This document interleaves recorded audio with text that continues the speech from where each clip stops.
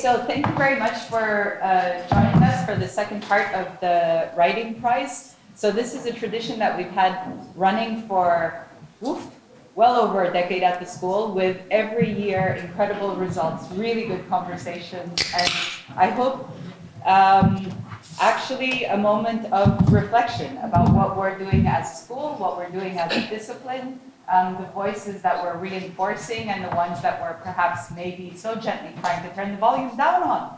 Maybe, I don't know. Anyway, this afternoon will be chaired by our director, Ingrid. We have, as panelists, so we have Mark Crinson from Birkbeck. May I ask you to say a few words? Yes, although you didn't prepare me, so I'm not quite sure what to say. I'm, I guess, an architectural historian, probably the one you've got here. Oh, sorry. Thank you. Hi. So I've just published a book last year on industrial Manchester. Just working on a book on Heathrow. Doesn't sound terribly exciting, but I find it terribly exciting. So that's me. Thank you. Thanks very much. Nerma? Hi. I hope some of you might know me already. I teach here at second year diploma and DRL. I don't like speaking on microphones. I'm Eleni Axioti. I teach here the last 7 years, both diploma and second year, and I'm lecturer at the University of the Arts London as well. Wonderful. Thanks very much. So maybe just the last thing before I hand over to Ingrid, I would very much encourage the audience, whenever you have a question, even if you are set to be presenting a little bit later, please do step in. This, as much as possible, should feel like an open environment for questions or comments to be heard. So thank you very much. Over to you, Ingrid. Oh, fantastic. Thank you, Sylvie. I'm very much looking forward to today. It's my first kind of writing prize event. Having already read through the offering that we'll be seeing this afternoon, there's a fantastic range, and I think that it represents the school very well. I've been trying to draw some themes out in my own head, which I hope will be the subject for discussion as we move forward. But I'm very much looking forward to the scope of the various pieces of work that were shortlisted for today, and to start to draw out some of the themes and the priorities that also reflect, even in very small ways, the reading list or the body of literature, the body of knowledge that the school is drawing upon, and also to call that into question. So, how do we use, for instance, Western theories to talk about non-Western subjects? To what extent do we appropriate understandings of order, complexity, colonization from particular perspectives that are informed both by being in London, but also the international demographic that we have here at the AA. So there's some underlying ideas that I think would be interesting to pull out. There's a lot to do with ideas of landscape or the control of territory, also some reflections on what we are as a profession, but also how we behave responsibly within a context. I think that kind of pretty much as an umbrella for pretty much everything I think we will see this afternoon. So I'm very much looking forward, but without further ado, I'm going to hand on, and I look forward to the further discussion. So thank you. Good afternoon to the panel and the floor. My name is Cheryl, and today I'll be presenting my essay, Through the Palm Fronds, a rereading of plantation settlements in Peninsular Malaysia as a contemporary labyrinthine space. In the passenger seat on the way to the Kuala Lumpur International Airport, flanking your peripheral vision are armies of oil palm trees, neatly stood in gridded rows of 9 by 9 meters. With this image in mind, you board the plane, land in London, and visit one of the latest development projects, Battersea Power Station. As you walk the newly restored hallways, remember this: a keystone to the wealth of the companies that invested in this project came from the very last memory you had of your departure point, the palm oil plantations. The essay takes cyclical form of exploring the labyrinth, the pyramid, and finally the labyrinth again. Within this, let's first introduce our characters. The role of King Minos is relegated to the ruling authorities at the time plantation settlements were first established in the peninsula. British colonists, in awe of how the wider Malay population would blindly obey their king, decided to join hands with the Malay rulers to exacerbate this hierarchy between the working class masses and the aristocrats. King Minos wanted to entrap the Minotaur monster, which they deemed as the Malay peasantry, at the heart of an irreversible labyrinth. This is so that their socio-economic mobility was hindered in order to maintain a stark intra-ethnic divide within the Malays. Not only does this ensnarement allow for resource extraction, it also keeps the rural population employed and busy. So the architect to design our labyrinth was assigned to Daedalus, which in our case ended up being the toil of subsistent agricultural production. A key component in constructing this labyrinth is the introduction of a new economic policy, which included the establishing of a new character in our myth, Felda. Felda is an organization that oversees resettlement of rural poor into pre-built villages focused on intensive farming of cash crops. Eligibility criteria for the poverty alleviation scheme was rather exclusive, so that the right Minotaur monster was captured. The labyrinthine settlements provided basic amenities such as schools, medical centers, as well as places of worship. It could be said that the Felda infrastructure forms what Bataille refers to in his essay as a relatively stable whole with its own gravity. And yet, rather than a gravitational field, a directional hierarchy, a pyramid, between the authorities and the settlers is outlined. But you see, the monster that we established before is not the peasantry, and it never was. The essay argues that the real monster is, in fact, the ghost of a biased system. So we introduce Icarus, who, when granted wings by his father Daedalus, took off upward toward the summit of the pyramid.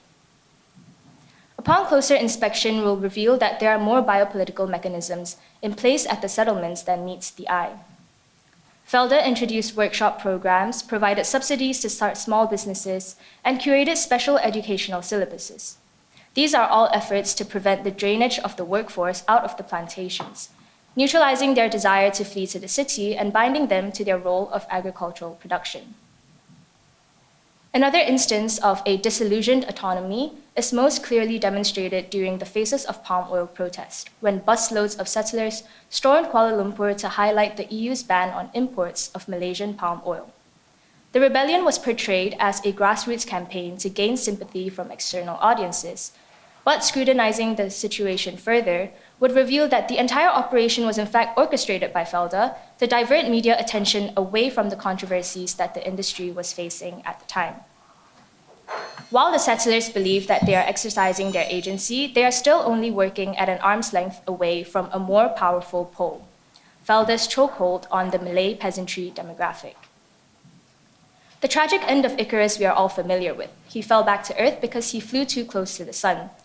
The settlers' perception of traversing the pyramid is in fact a descent into the very heart of the labyrinth, or perhaps they never even left. However, as Denis Hollier outlined, one is not faced with an alternative between pyramid or labyrinth because each implies each other.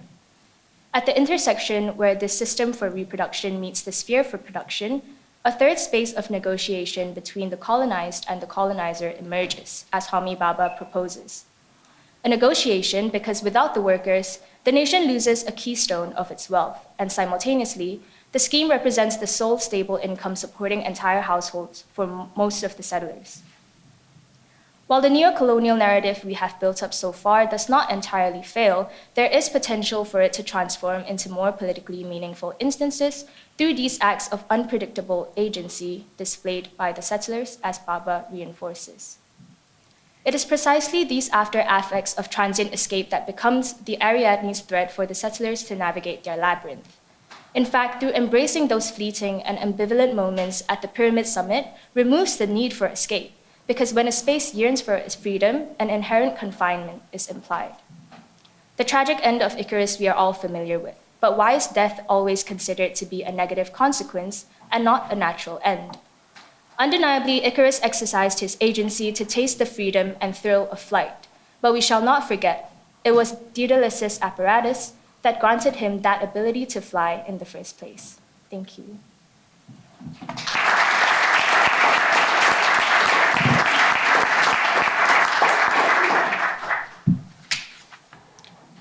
Hi, my name is Aiden Domican, and my essay is titled A State of Permanence and explores the dispossession of Indigenous land in Australia.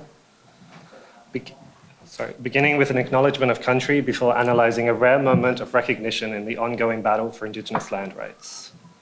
The photograph is taken in 2014 at an event titled the Section 400 Excision Event and sees two white Australian government officials presenting a map of what is known as the Woomera Prohibited Area to senior Indigenous elder and chairperson to the Maralinga Characha, Mr. Keith Peters. The Woomera Prohibited Area was a site for nuclear weapons testing in the 1940s, and as such has been the subject of long periods of trauma for Indigenous Australians.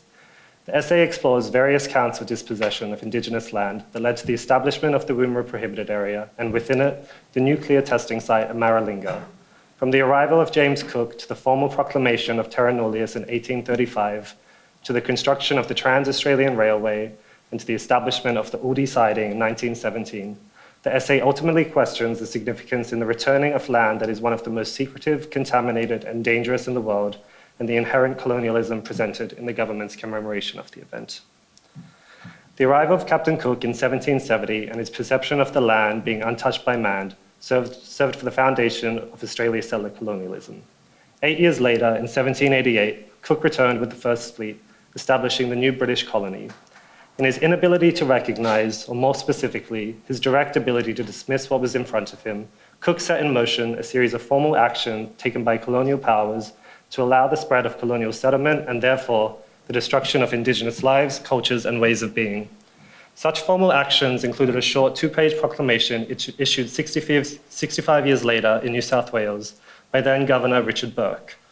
Burke's two-page proclamation further established the precedent of Australia being a void, a land untouched by man, a land so empty it was ripe for exploitation.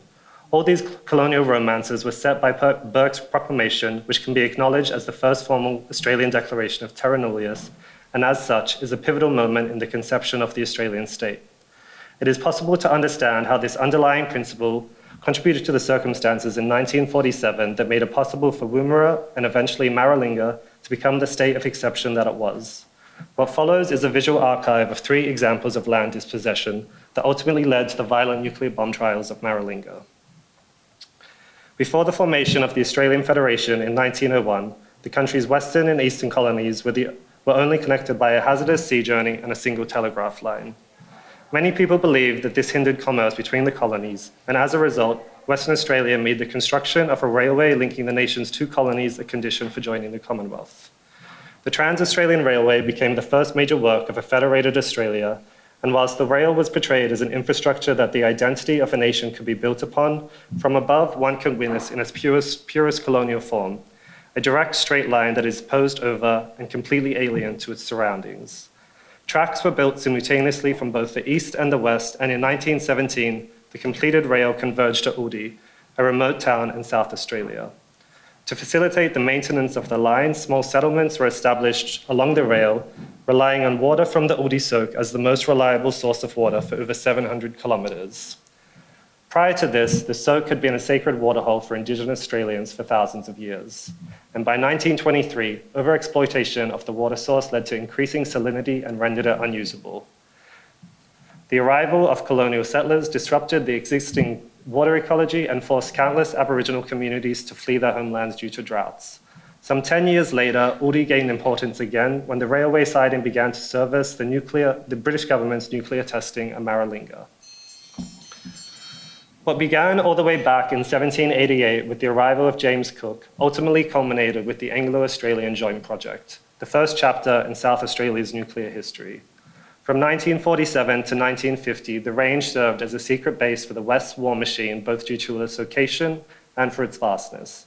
Essentially, Maralinga became Maralinga because of the Trans-Australian Railway, and between 1953 to 1967, the British military operated out of Maralinga as a covert, quasi-sovereign state inside of a state. The limits of the range often overlapped with or entirely engulfed pre-colonial settlements of Aboriginal villages. These acts of prejudice and devastation were not only cultural, nor were they new, only proving terra nullius was not only still alive, but had spread to a new level. Nowadays, there is not a lot to see at Maralinga. The memories of the past remain immortalized onto the landscape through the very infrastructure that remains and facilitated this violent exploitation of land rights. Harnessed as a tool to exert political control and dominance in a war that was never meant to be even, the landscape is forever changed and remains in an uninhabitable state of permanence. Thank you.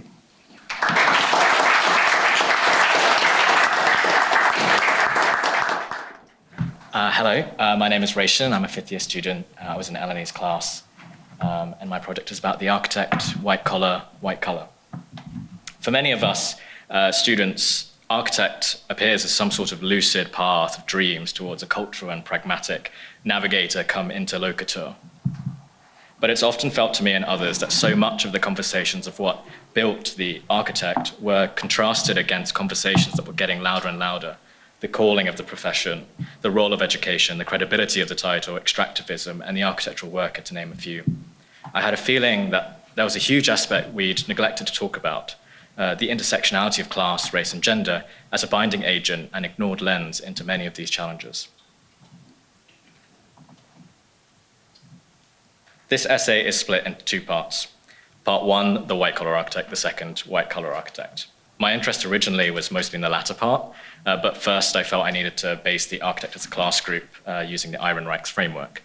That meant that this, the HCS brief of 3,000 words quickly grew into 7,000. So you'll see me struggle to get this in 5 minutes, but I'm going to try my best. So I'm going to quickly summarize the professional managerial class here, the PMC.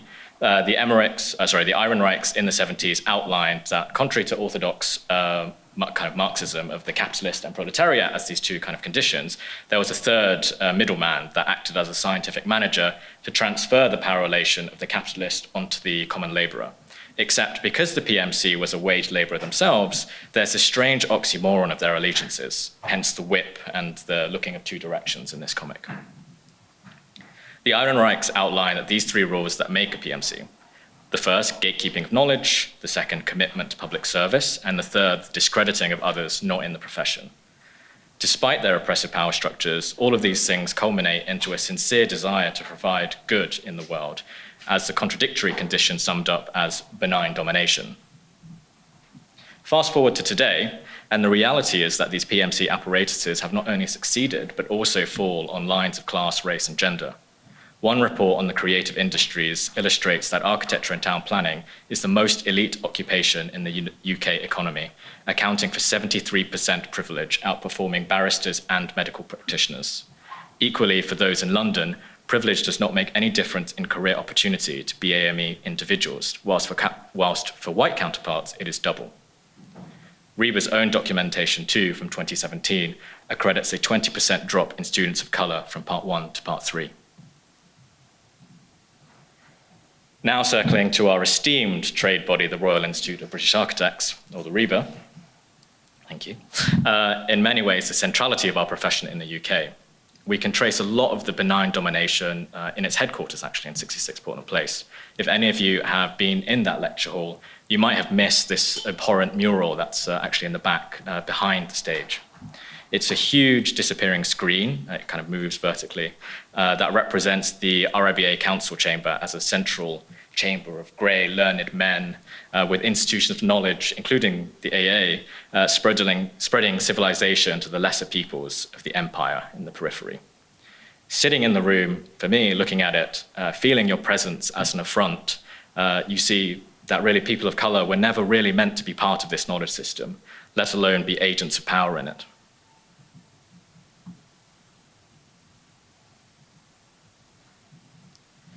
On the first floor event space, there's another haunting piece called the Dominion screen. It's a matrix of empire resources, countries on the x-axis, Australia, South Africa, India, Canada, and New Zealand. So greatly captured in the previous presentation as well. And resource on the y-axis. Congruent to what decolonial theorists have articulated on racialized power relations, the Dominion screen shows racialized subjects as meek, genderless, and childlike, synonymous with the virgin properties of a nature untamed. Mother Nature, mineral, and melanin are all flattered into a matrix of things to be extracted, managed, and manipulated by the British capitalist imperial machine. I might actually finish on time. This echoes ideas about the history of architecture, the path of enlightenment beyond savagery and towards a learned, cultural, European standard. While we've recently celebrated Muyiwa Oki's successful ascent to president-elect as a victory, it's important to note that we're still very much living in the fruits of this genealogical tree of violence. So what do we do about it? And how do we facilitate this conversation? As a student of architecture at one of the very institutional apparatuses of this structure, the Architectural Association, I'm also a part-time service worker, a person of color, an immigrant, and passionate about capital A architecture. These questions both affect and embody me. I am part of this complex system.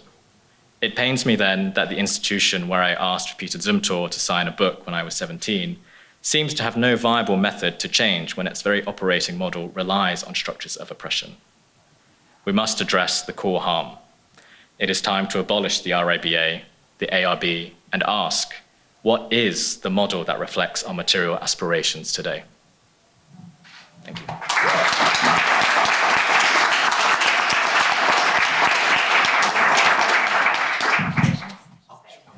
The others want to come and join? That would be great.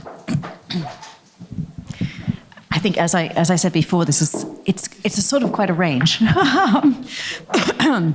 but perhaps.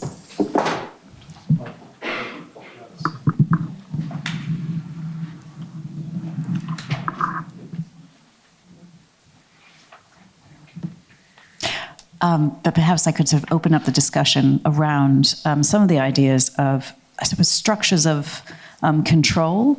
I mean, to me, a lot of the themes that came out in the first two align quite easily, and perhaps Reishin less so in yours, although in some ways it is sort of an institutional reflection of some of those structures. I mean, within the first two, I'm fascinated by the relationship between the manipulation of landscape and the political value of that manipulation, going back to ideas of the establishment of settlement, ideas of the so-called wilderness, the township within the context of political structures, and how one might begin to understand even the formation of settlement within the current framework as a reflection of a certain political ambition or a societal order. And then perhaps, Reishin, yours is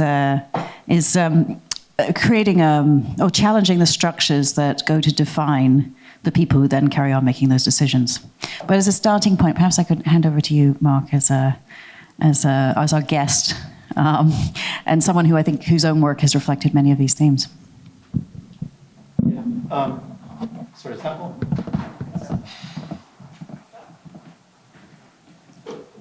Okay, can you hear me? Okay, yeah, I think race is a very interesting theme in all three papers. I mean, it's very striking to me in your paper about the Malaysian plantations. Where are the Chinese? And what period are you talking about? Because obviously, you know, this kind of mapping of the plantations onto the Bumiputra, yes. Are they called? Yeah, the Malayan, the essential Malay. Mm-hmm. Presumably as a post, was it 1963? No, it was actually at the dawn of independence of the peninsula from British Malaya. Mm-hmm. So it was 1956 that the first Land Development Act was actually developed. And a big part of the first part of the essay and why it argues that it is only ethnic Malays that were in these settlements is because of a colonial prejudice that the British had, that the Malay were generally more indolent and they have a disinclination towards ambition, whereas they felt that the ethnic Chinese that came from the south of China tended to have more capitalistic tendencies, so they put them in places closer to the city center, and they were focused on mining instead of plantation. So it was a different industry, but very much so still focused on resource extraction, which is why we see there's a class difference. And they wanted to perpetuate the intra-ethnic, so just within the Malays, because the Malay aristocrats were benefiting very much from this just unlimited loyalty from the wider peasantry. And then the aristocrats just got to enjoy very much the resource that was extracted, so the palm oil in their products, their daily food and everything. So that was the difference. Then one of the links with the second paper, Aiden's paper, again a fascinating paper, is this idea of the geometric-sized landscape, which of course could be related to yours, couldn't it? Because these layouts of these villages they're kind of minimally picturesque, but essentially they're geometric, aren't they? Yeah? So what about the settlements near these railway lines? Was that a part of your research? Just briefly touched on it. The settlements, I guess, existed to facilitate the maintenance of the line and the building of the line. And then they kind of disappeared afterwards, and then it was brought back to facilitate the nuclear trials, which were just roughly a couple of 100 kilometers north of this one settlement. But maybe I can bring it back to geometricizing that, like this photo of the map being returned that I touched on at the start. This map is inherently colonial, and it's also a military map. So to touch on this at the start and then unravel how this map was actually returned, and why is it that we're returning a map that is drawn as a colonial construct rather than returning a map that is within the way they do map making?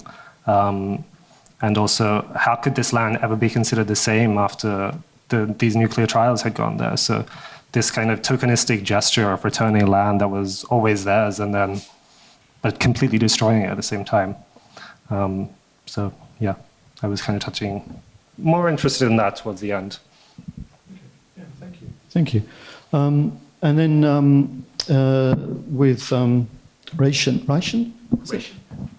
Reishin's talk, again, a fascinating material. It's great to have such contrasted but linked somehow talks, isn't it? I mean, professions. It's interesting you go back to the 70s, though, to get your theory of the professions. I mean, has there not been anything interesting since then particularly on the architectural profession itself, which, as you say, is a very peculiar profession? I mean, let's face it, all professions have their peculiarities, but the architectural profession is the most peculiar, I think. Is there not more recent writing about architects? Yeah, I mean, for sure. I mean, I like Peggy Demas also talks about it. Marissa Courtwright as well talks about the calling and labour activism in the architecture sphere. And I think the key difference in architecture as opposed to other vocational professions is materially it does, the return on investment is pretty poor. And so I mean, to be frank, right? I mean, not just, if we were just talking in economic terms.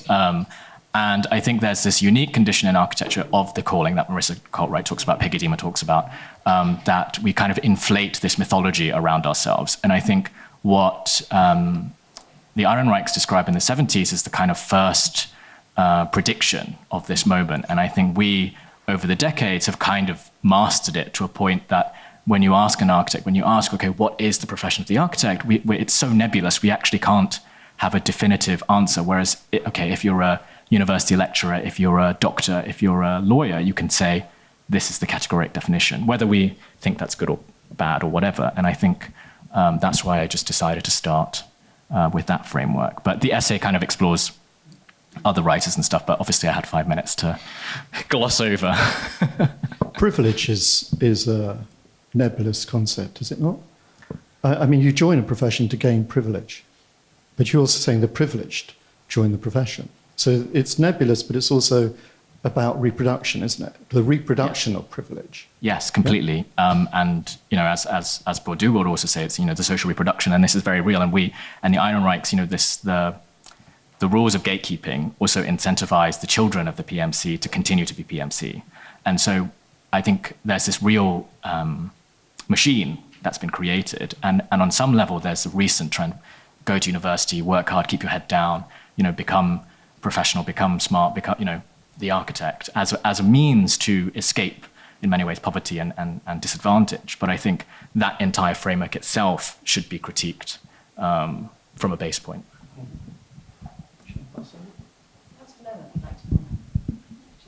Let me just start by thanking you all for great presentations. I thought it really added to the written pieces in quite an interesting and in some way unexpected ways.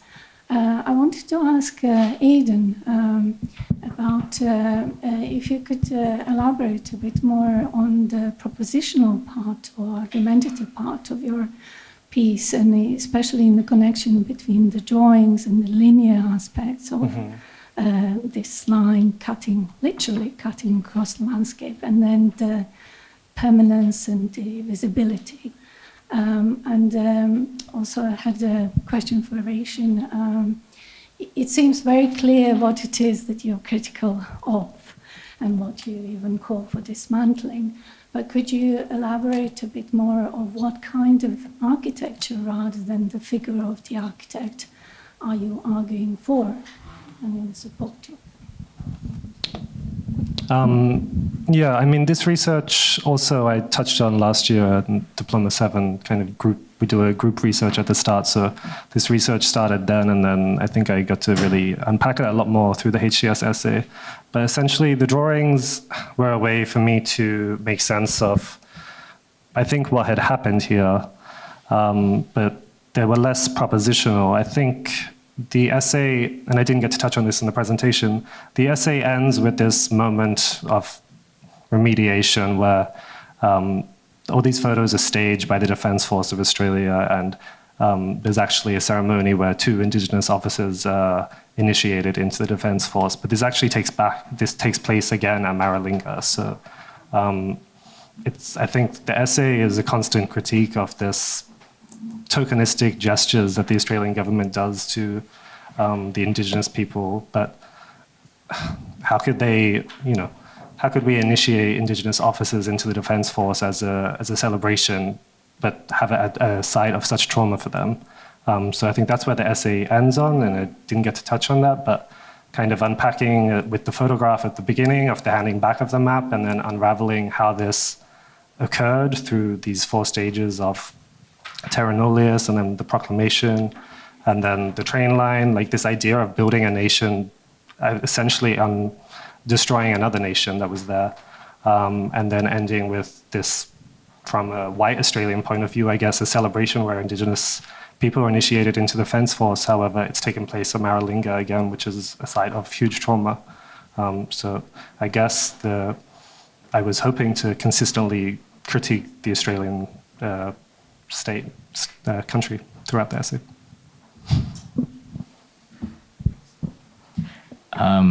Thanks for asking that question. I think it was a real challenge. I think this was obviously term 1 thing, and then subsequent it's like, okay, so what do we do? And I think there's a big trend right now where we kind of get trapped in the despair of the situation.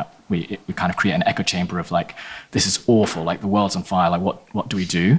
And I think a big problem is we don't have a culture, and we don't have the tools to even articulate what does a future beyond these systems even look like. We're so afraid, there's an event that you go, okay, what is next? And people kind of go, oh, I don't know. I mean, we'll leave it to the young people to figure out, And I think I have personally found solace in abolition theory, and this idea that an abolition future and it is one of kind of grassroots decentralized process, and it's this kind of journey to a place that is utopian in a way that is that gives agency, and not as a kind of flippant thing, like people like Angela Davis and Olufemi. And I think there was an event that I also held after Capital A Architecture, and kind of the collective imagination, even drawing, I think, is, as you mentioned, kind of is a violence in some ways, and we don't even have the tools to critique that right now, to have a really clear picture. And I think the position I have arrived to is that it is a constant mission. It is it's conversations like this that gets us close. This is more the abolition architecture of the future.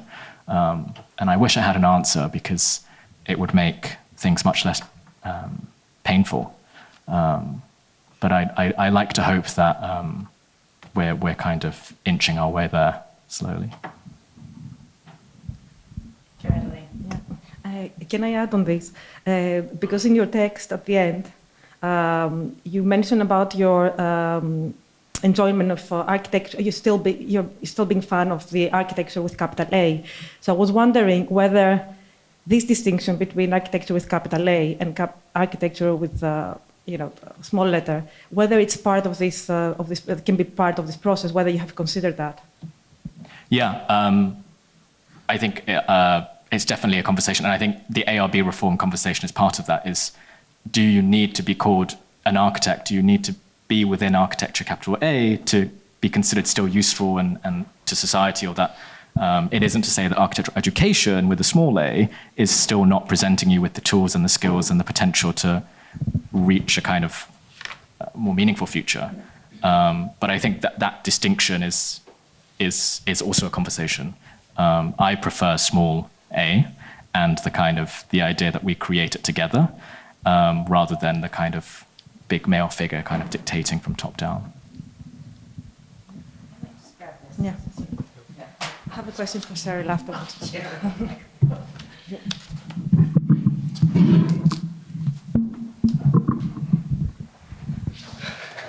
A bit dramatic. Just as three of you and maybe one of me, and I can control the conversation a little bit better. It's a really current conversation. I want to make sure that we have two people here who in some ways overlap in their understanding of, again, methods of control that then people live within. I think that we also have to remember, and playing the devil's advocate, that the definition of the term architect was initially derived as a means of protecting the general public from bad behavior. So in some ways, it was devised as a way of stopping the sorts of things that these two are critiquing within their own work. So these protective measures, protecting ourselves from ourselves, I think is also a very particular theme. When I was in my own diploma, I was given a horrible mark on an essay by Carolyn Steele, who's now Food in the City, because she complained that I shouldn't have chosen the topic if I hated it so much. And it's interesting that each of you are working in opposition or abolition of a particular topic, theme, institution, or tradition. And I think there's always this question, and this goes for all of the people in the room, is that we know exactly what we don't want, but it's often hard to know what it looks like when we win. And this is a really important conversation when it comes to this definition of our role within the profession, our role within history.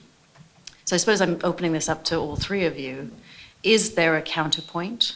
I have a lot of counterpoints to you. I mean, I'm a woman who hasn't practiced architecture in the real sense, apparently, for probably 15 years. I still consider myself, yes, a small a architect, but I probably wouldn't count as being a professional any longer. So there's all sorts of things that so-called don't count. And I don't necessarily think that's the fault of the institution. I think that's a kind of a cultural issue to do with how we start to understand professionalism. So I wanted to kind of take that back to you briefly before, I'm sure we should probably move on. But is there a positive end? What are we looking towards within the context of your topics? Actually, I think the points that Reishin brought up pose a good stepping stone for how my essay concluded. It wasn't that, the ending wasn't that it was to entirely abolish FELDA, which is the organization that set up these settlements. Maybe in the grand scheme of things, we are looking at the essay, the conclusion falls at this intermediary period where we're waiting for it to turn into a future that we don't know what it looks like yet, yes. And within those moments, I think there are still points that mirror Reishin's points, which is moments of agency, and the settlers relish in their own, what Bataille calls ipsity, like the moments where they feel like they are an individual, and sometimes they even aggregate into this momentary stable whole when they stage the protests and everything. And maybe during this intermediary period where they're waiting for a change, because it's not something that is it's not something that they can change, let's say, because unfortunately they are there for a reason, but it's within these moments that they are able to, again, traverse the pyramid, and maybe that is enough. It's practicing the art of getting by, and also I think the post-colonial narrative here is not that there is only this one big monster that once we demolish, it's utopia. It's not that once Felda is gone, everything will be fine, because I think the essay really wants to conclude on the note that there is a monster within us, or in this case, within the settlers, which is the more gentle monster, not the aggressive, oppressive monster, but the gentle monster that seeks stability in the fact that living in these settlements gives them an income source. It gives them infrastructure, stability. It gives them opportunities to do things that otherwise they wouldn't have been able to do. It's maybe next to this option, it's homelessness, it's poverty. So it is about the ambivalent, like, playing off of a lot of monsters in this case, and it's not about once there's the big monster, we take it down, it's solved. And I think that's why the essay is a bit more vague and nuanced in that sense, that the conclusion is not about... There may be a theme of adaptation.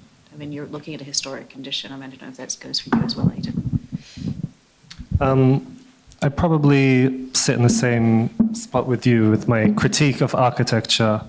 I think it is kind of inherently colonial and can be dangerous.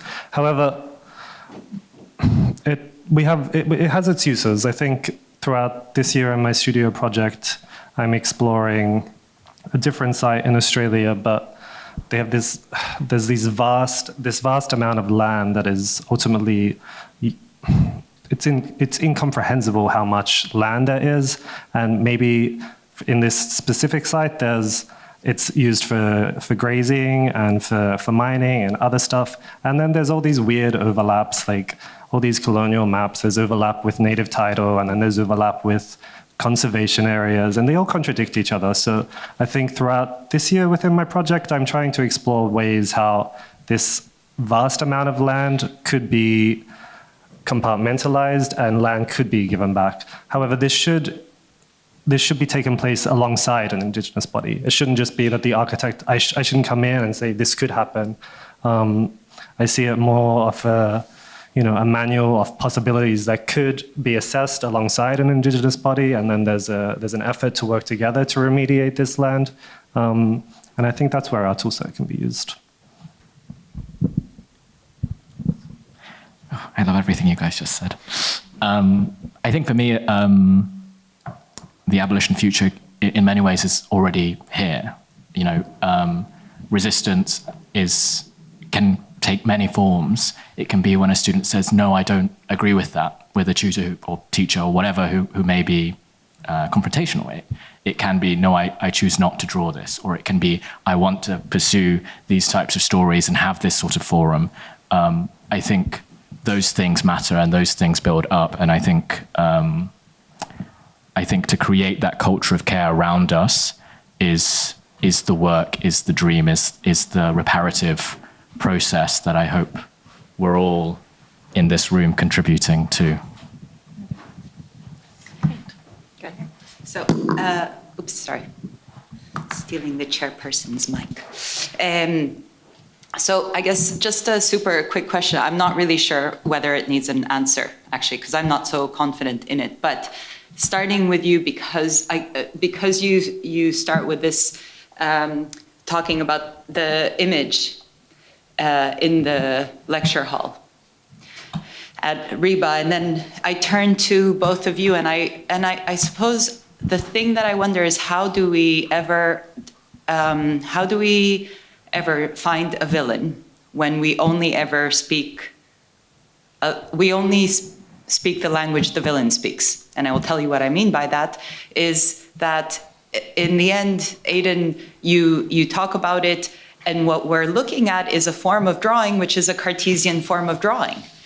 And in your case, we're presented with a kind of socio-political issues surrounding the kind of Felda, but it's that same kind of projection onto the land and violence onto the land, which again, like it's we speak in the language of our, I don't want to say enemies because that makes it sound like, oh. But I guess I suppose a question, I'm not really sure if I'm asking it or if I'm just putting it out there, but how do we, to use your words, how do we deal with our own monsters and our own complicitness to the fact that this is the language we speak. Like, you guys might be the young, but we taught you. I was wondering in that case about the theoretical framework, for example, using Bataille and the pyramid and the labyrinth, whether it was such necessary, was it necessary for you to use it to address it makes the writing clear and organized as well, but in that sense it is a tool that it is it is given Icarus. from, yeah. Yeah, I agree that a lot of the mythology and the fact that I used Denis Hollier's piece, Labyrinth, Permanent, Labyrinth again, to structure it is in fact what Sylvie said. We are using the language of so-called our opponent, but I think to answer Eleni's first, the structure, I think because at first it always just looks like a labyrinth. It always just looks like there's one villain and then a population that's oppressed. But I think why the introduction of the pyramid is important is because there are moments that within the struggle, they can feel like, there's hope for change. There's this moments of care and agency, empowerment, freedom, where it only could have happened because there was an apparatus and a labyrinth to begin with. That's why between the labyrinth and the pyramid, it's not a choice between the two. It's always fluctuating between these two states, and that creates what Baba calls the third space. And I think that's kind of the territory that we're navigating. How do we find ways, like the Arianista, to navigate this new third space? And I think that's where it launches off of, but I don't have like a conclusion yet. But yeah, I think the key thing of the essay is that there's not just one villain. I think a lot of it is very between the lines in that sense. Yeah. I mean, we do have the skill set of the enemy, essentially. But I think our skill set should try to undermine or exploit what's been done before. So for me, drawing in such a way has always been a way to understand the complexities and these areas of overlaps, trying to find these moments where you can undermine or exploit these in a better way. So I think that's where our tool set lies to use. Thanks for asking this question, because honestly, I struggle to answer this question. I think it's a constant process to kind of be very critical about how we draw and what tools we're learning from, and if we need to, then we're kind of creating a kind of critical decision on that. I think it's such a challenge, and I think looking at activism work in the past, I think tools of oppression, using tools of oppression against itself has proven to be a method, right? That often works, and I think there is a part of me that likes to believe that, in the case of architects, and that we do genuinely want to see a better world. And I think historically, I like to believe, perhaps naively, that there was always this dream that to do that. And I think that is not to say we should get rid of all those things, but I think just to be really critical about those tools, and that they can be used well if we're sensitive and if we open the floor up to have those conversations. Great. Thank you three so much. It's a fantastic start of an afternoon of conversation. Really well done.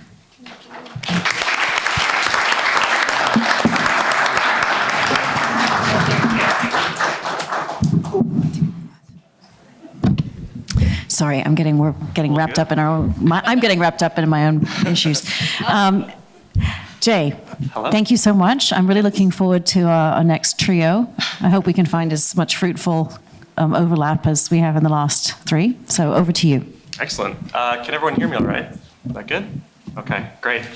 Hello, everyone. My name is Jay, and I'm going to be presenting my essay entitled Hospital, Hostel, Hospice. So I want to begin here with the unthinkable. Aside from a few exceptions, notably Doreen, as long as I've been writing essays, I've been discouraged from using the first person.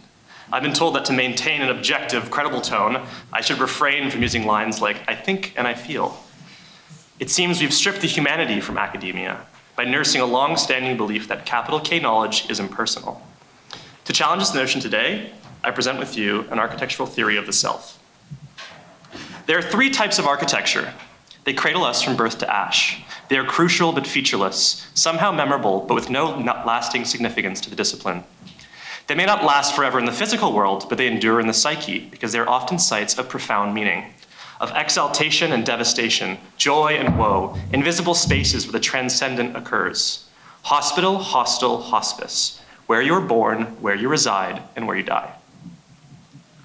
Unlike most, I was born at home. My mother gave birth to all three of her kids at home. My father helped the midwives catch me when I arrived. I was not born a patient. I was born J. Thomas Grant Potts, the first and only son of Jill and Gord, and I was named after the midwife that helped to deliver me. Feminine wisdom and energy filled my first experience of space, and no doubt this beginning has shaped me into the man I am today. Where you were born to a certain extent determines identity. Growing up, my feminine energy was always mingling with the images of masculinity presented to me. This photo, for instance, was taken at a time when I was drawing women's clothes and wanted to become a fashion designer. Having passed through years of architectural education, we are aware of how spaces project themselves onto us and how we reproject ourselves onto them. 36 Bedford Square, for instance, wields a certain power over us, but giving a brief speech perhaps in this lecture hall can be a means of reasserting myself into the space. My words, however tenuous, might seep into the mortar, allowing the building to host a part of me. In that way, the sterile, patriarchal space of the hospital projects the reinforcement of a sterile, patriarchal system onto those who pass through it. The architectural implication here is what I call the hospice dialectic, the simultaneous condition of being both a host and a guest. This applies to people and places. When we look at these walls, we see architecture, but we fail to account for our perception of the space that actualizes it and us within it. Architecture is as much form as it is formative. I explore this dimension through memory and mainly the spaces that have marked significant change in my life. If hospital marks the first architectural experience, then hostel is the first architectural choice. Most profoundly is when you choose to leave home, rather where you're able to go once you leave home. For me, I was fortunate enough to be able to attend the University of Toronto, where I had a single dorm to myself. The room was assigned to me and I had no real choice in the matter, but I loved it. The photo here is my first real apartment, a 2-bedroom basement flat. I called it the concrete womb because of the radiant flooring and the lack of sunlight. A sort of birthing space for my adolescence. It was here where I performed the infinite bedroom. The concept is simple. 2 performances captured in videos playing side by side projected onto an old headboard. On one side, a clip of me making my bed in my room. In the next video, a clip of me making my bed in the middle of a park. For me, when intimate space becomes personal space, it acts as a physical extension of the body. When you invite someone into your bedroom, you invite them to dwell in your being. There, hospitality is replaced by vulnerability. The host bears everything, and the guest holds space for it. The bedroom becomes a place of pure reciprocity. The performance itself is a ritual, a reminder to stay open. It says, I will make myself available to reciprocity wherever I go. If hospital, hostel, hospice marks the 3 architectures of your life, then moving through them is the process of dying. The first death happens when you lose your innocence, when you mature and confront the world of experience. Next is when you settle, an intensive closing off that rejects the possibility of mystery and wonder. The last death, of course, is when your body begins deteriorating. The infinite bedroom is a rejection of this death pole. It suggests that for architecture to live and to avoid becoming a mausoleum, it must be both public and personal. A guest and a host, a space that gives and takes care.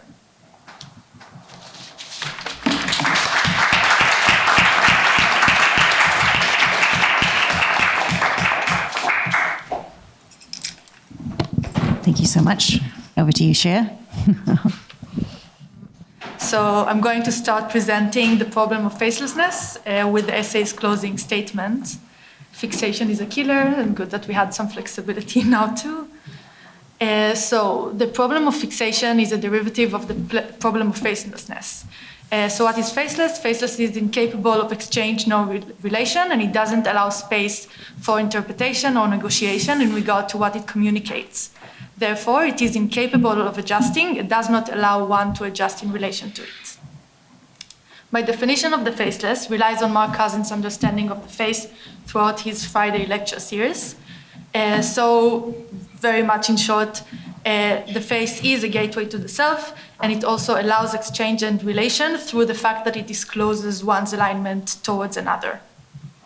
And above all, as Mark stressed repeatedly, the face is ambivalent, and to understand the problem of facelessness and its danger, it's necessary to accept that the faceless is not ambivalent at all.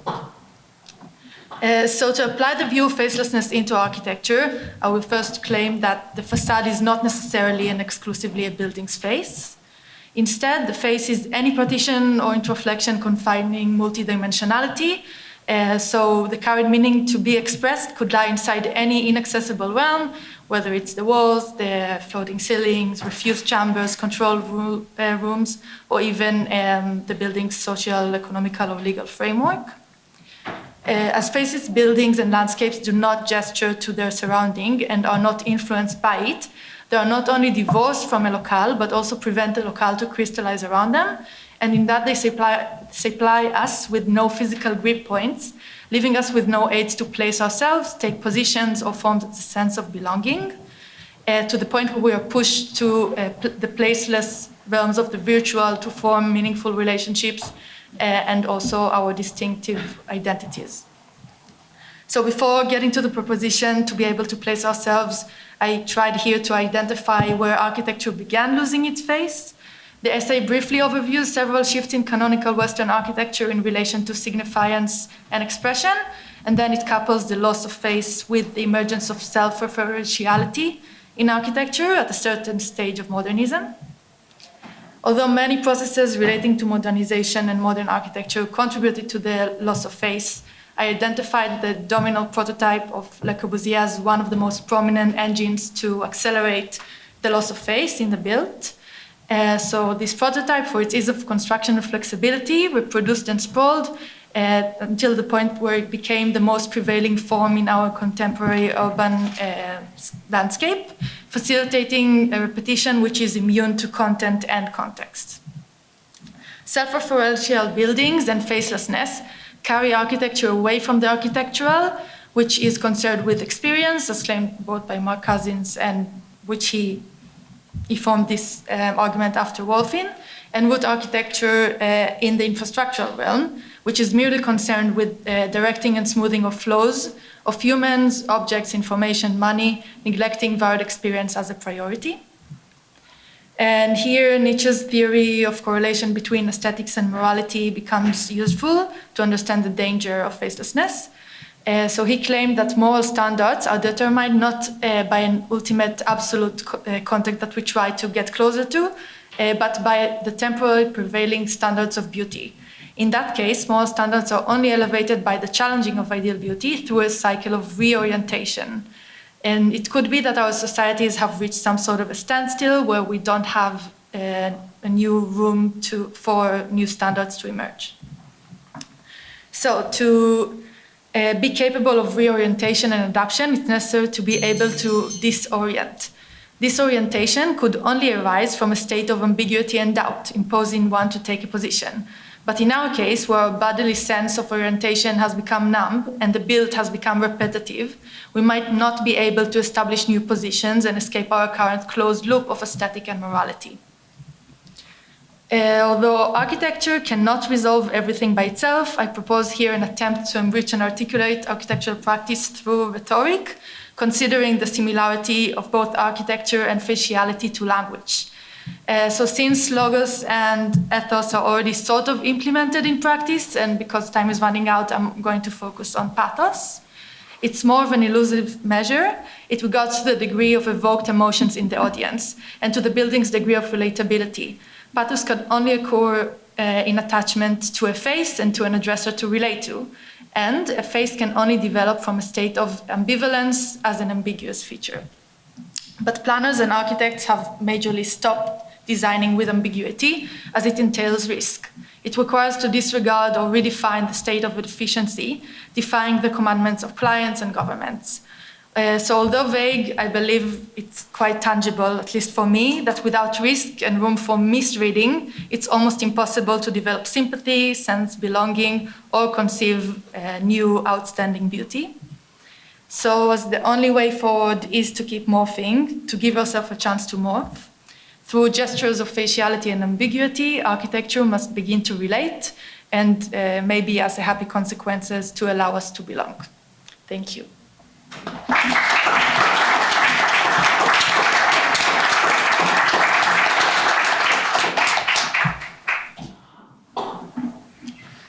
Hi everyone, my name is Shavri, and I'm going to be speaking about the violence of categorization.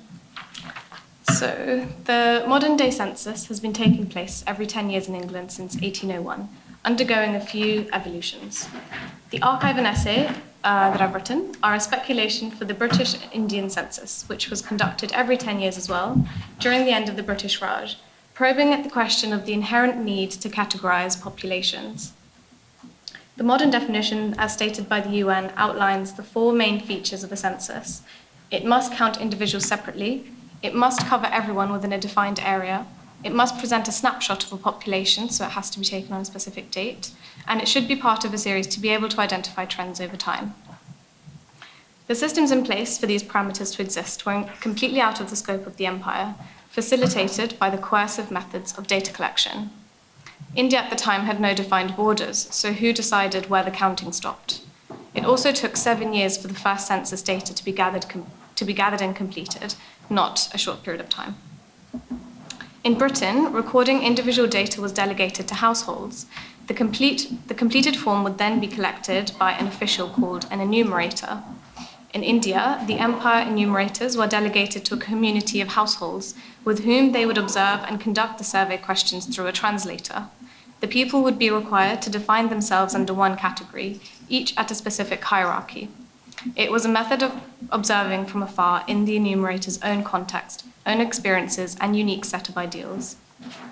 The unpreparedness of the empire would cause constitutional, cultural, and ingrained damage to the people of British India, a purposeful form of social engineering, which led to the question of the Indian identity. Still playing a role in the identity politics of today, the pan-Indian ideology stems from the need to disassociate from the colonial method, for one that follows a narrative pre-colonization. What does it mean to be Indian? The current method of governance, nationalism, is then just another form of colonialism.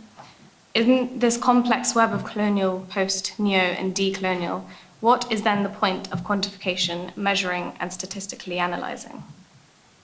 By misrepresenting data like the censuses do, incline the way history is inferred. The same hierarchical methods repeated over hundreds of years change the way a community views itself and others that live within it. So the archival piece documents each of the numerical tables drawn in the British India census, a sample of which I created alongside this essay from 1865 to 1872. The tables contain numbers and percentages, but also certain hierarchical categories of identity.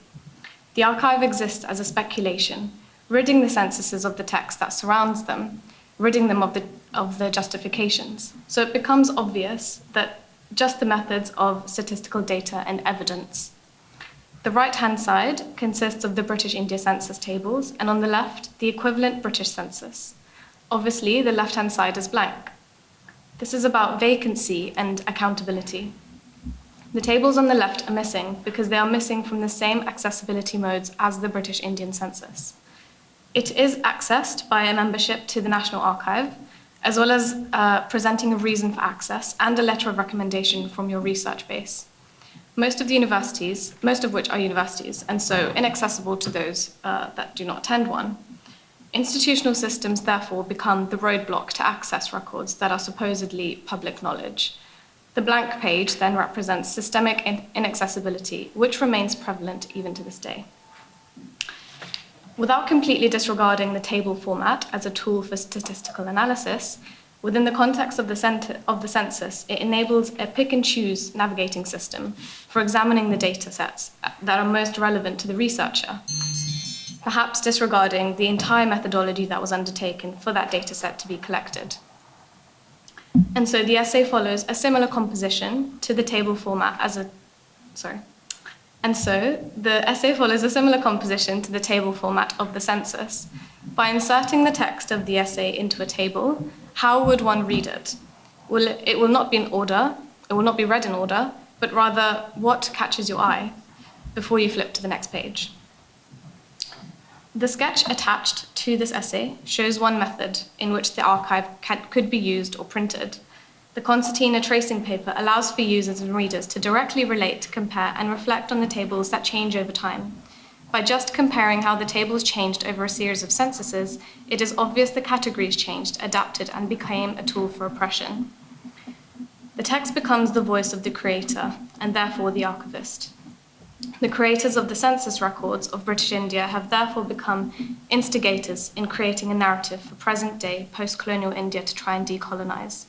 The role of the archivist becomes one that is transferable, and for only those in power, which destroys the point of an archive as we understand it to be just and unbiased. It begs the question, can the archive exist without being biased? Can the role of the archivist ever be in the hands of those not in power?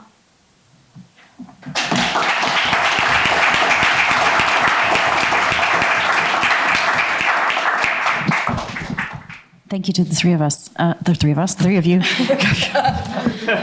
Ingrid's clearly resonated with one of you. Yes, exactly. There's three of me, obviously. Yeah.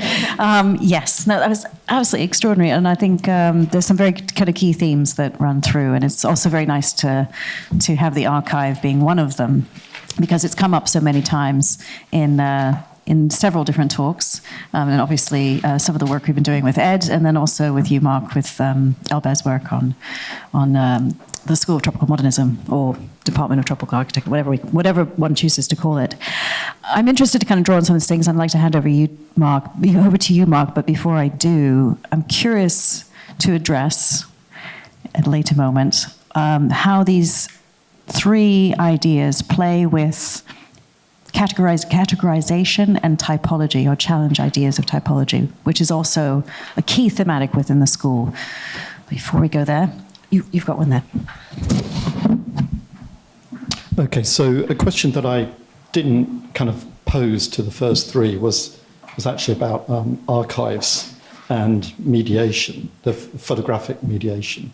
And in a sense, these last three have made those themes even more problematic, because obviously we have one paper which didn't use images at all. We had one paper which directly critiqued a kind of archive production, and we had one paper which in a sense was this auto-archiving to some extent. So in a sense, I want to ask you all to reflect upon what your paper didn't do that the other papers did do. So, I mean, why didn't you use photographs in your paper? How do your photographs actually mediate what you're trying to say? You know, because you put them up there as if they speak for themselves. And in your paper, in a sense, the materiality of the archive. I mean, the obvious example, which is the concertinaed document. What role could that play if you were to pursue your thinking further? Do you want to attach that?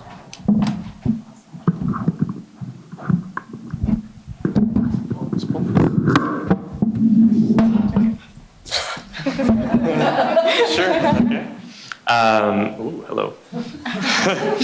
So just to reiterate, your question is more so related to the images in my paper, or the ones I showed on screen, and how they mediate my own kind of personal essay. Okay, yeah. So for those that haven't read the essay, there's a bit of a difference between what I've showed on screen and what I have in the paper. So what I showed on screen was essentially mostly baby photos of myself. I included a few of those, especially the front cover here, which is a picture of me next to what is possibly the first architectural model I ever made. And for me, looking back at traces of myself, I am hoping to kind of uncover why I've made certain choices throughout my life. And it's a means of kind of reaffirming, but also self-actualizing by looking back. And obviously memory itself is quite a tenuous subject. It's hard to really grasp memories without any visual stimuli. And those visual stimuli we have tend to be what actually informs memory. So for instance, this photo was sent to me by my sister, and I didn't know it existed. But now, in a way, it's helpful for me to actually reaffirm maybe my choices and maybe why I was interested in the house, the home, why I became an architecture student. And so I'm quite interested in sort of like ways of knowing. You may have gathered from the essay that I'm largely influenced by post-structuralism. And I think the photos that I've chosen, like the buildings that I've referred to, are those critical moments for me. I think what's maybe missing from my essay, which is maybe what Ingrid was discussing, is that there's no real critical take on them. It's more taking the photos as granted, taking them as truth in a way. We know from Ed's class that photos can also be not necessarily true. They always inform something that is beyond us. So for me, I think taking these photos, for instance, and interpreting them now as someone that has grown from that experience, from the experiences that culminated, I kind of lack the criticality in what these things represented, or maybe the actual instance of remembering. Those have been largely clouded by the kind of, photos that exist today. I hope that answers your question. Hi. So yeah, not only my presentation lacked of any images, also my essay didn't include any images. And to some, it might seem that it means that my essay is faceless, but I think that because it allows misreading, while images might present something more solid and definitive and could be taken as granted more easily, it is actually more faced than if I would have brought case studies of actual buildings that I see as bearing of a face or faceless. And yeah, also it's very much dependent on the reader themselves to imagine this. And the whole thing is very meta. I'm only thinking about it now. Also, it's very much relying on some, I felt readers that Mark Cousins felt along his Friday lectures that he never used the images to. And I think I always had a sense that these themes are relevant more than I could apply this knowledge to concrete examples. And it might be the next step forward for me in my path to discover facelessness, to attach it to actual case studies. But at the moment, that's where the process is and how suggestive it's trying to be. Sylvie, any comments on facelessness? I think. Yeah. So I have an intent. Should I answer? Absolutely, go for it. That's okay. So your question about what role could the material play in the future of the archive, I think what I presented was different to how you guys read it. I presented it in a table format, and I don't know which version you guys saw. There's many that I've uploaded to try and figure out in which format does this essay or does this topic exist in. And I think to put it in a table format is kind of perpetuating the idea of putting the reader in a position of the researcher who would access an archive of a census. So when you read this essay, you're kind of picking and choosing parts of the text that are kind of standing out to you, but you're kind of disregarding everything that's surrounding it, I guess. And I think that's the point. Like in these table formats, we only look at the numbers that, like which column, which x-axis, which y-axis, and you kind of choose the data that is most relevant for you. But I think by doing it that way, it's making it very clear to us and to the reader how this world is just a lot larger than just units and statistics. Yeah. Sorry, I'm going to bring it for a moment back to facelessness, and then we're going to ping pong over to you. So I have a question. I wrote it down, and I need to know if it was intentional or not. A couple of times you referred to the loss of face. Is that on purpose? It's because I'm struggling to pronounce defacialization, maybe. But okay. Right, okay. But yeah, for me it's the same process. Should I refer to that already? Please, yes. Yeah, so after I already got hooked on discovering facelessness, I realized that there was a big writing on faciality in 1,000 Plateaus of Deleuze and Lagaterie, where they speak about the faciality machine and how a face is trained to, according to constructs, whether they are social or logical or based on many other apparatuses in our society. And I mean, it doesn't mean that they are completely solid, frozen, and non-suggestive of anything. They also speak about how a tick might escape one's face and kind of break the construct and still allow something through. And even through this construct, we still can express things that are not as imposed on us from outside. So just to rely on that definition and not neglect it. And I think it is important to note that the loss of face is also the loss of anything behind the surface that is expressing that is not obvious, that is in the intangible realms that might escape. Maybe there's nothing behind it when it becomes to a loss of face or defacialization. Okay, sorry.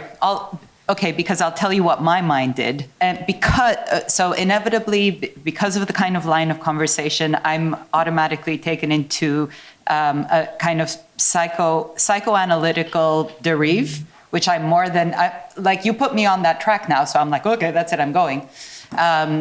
And so then I say, okay, loss of face. So then we have the notion of shame. So then we have the notion of embarrassment, which a loss of face is.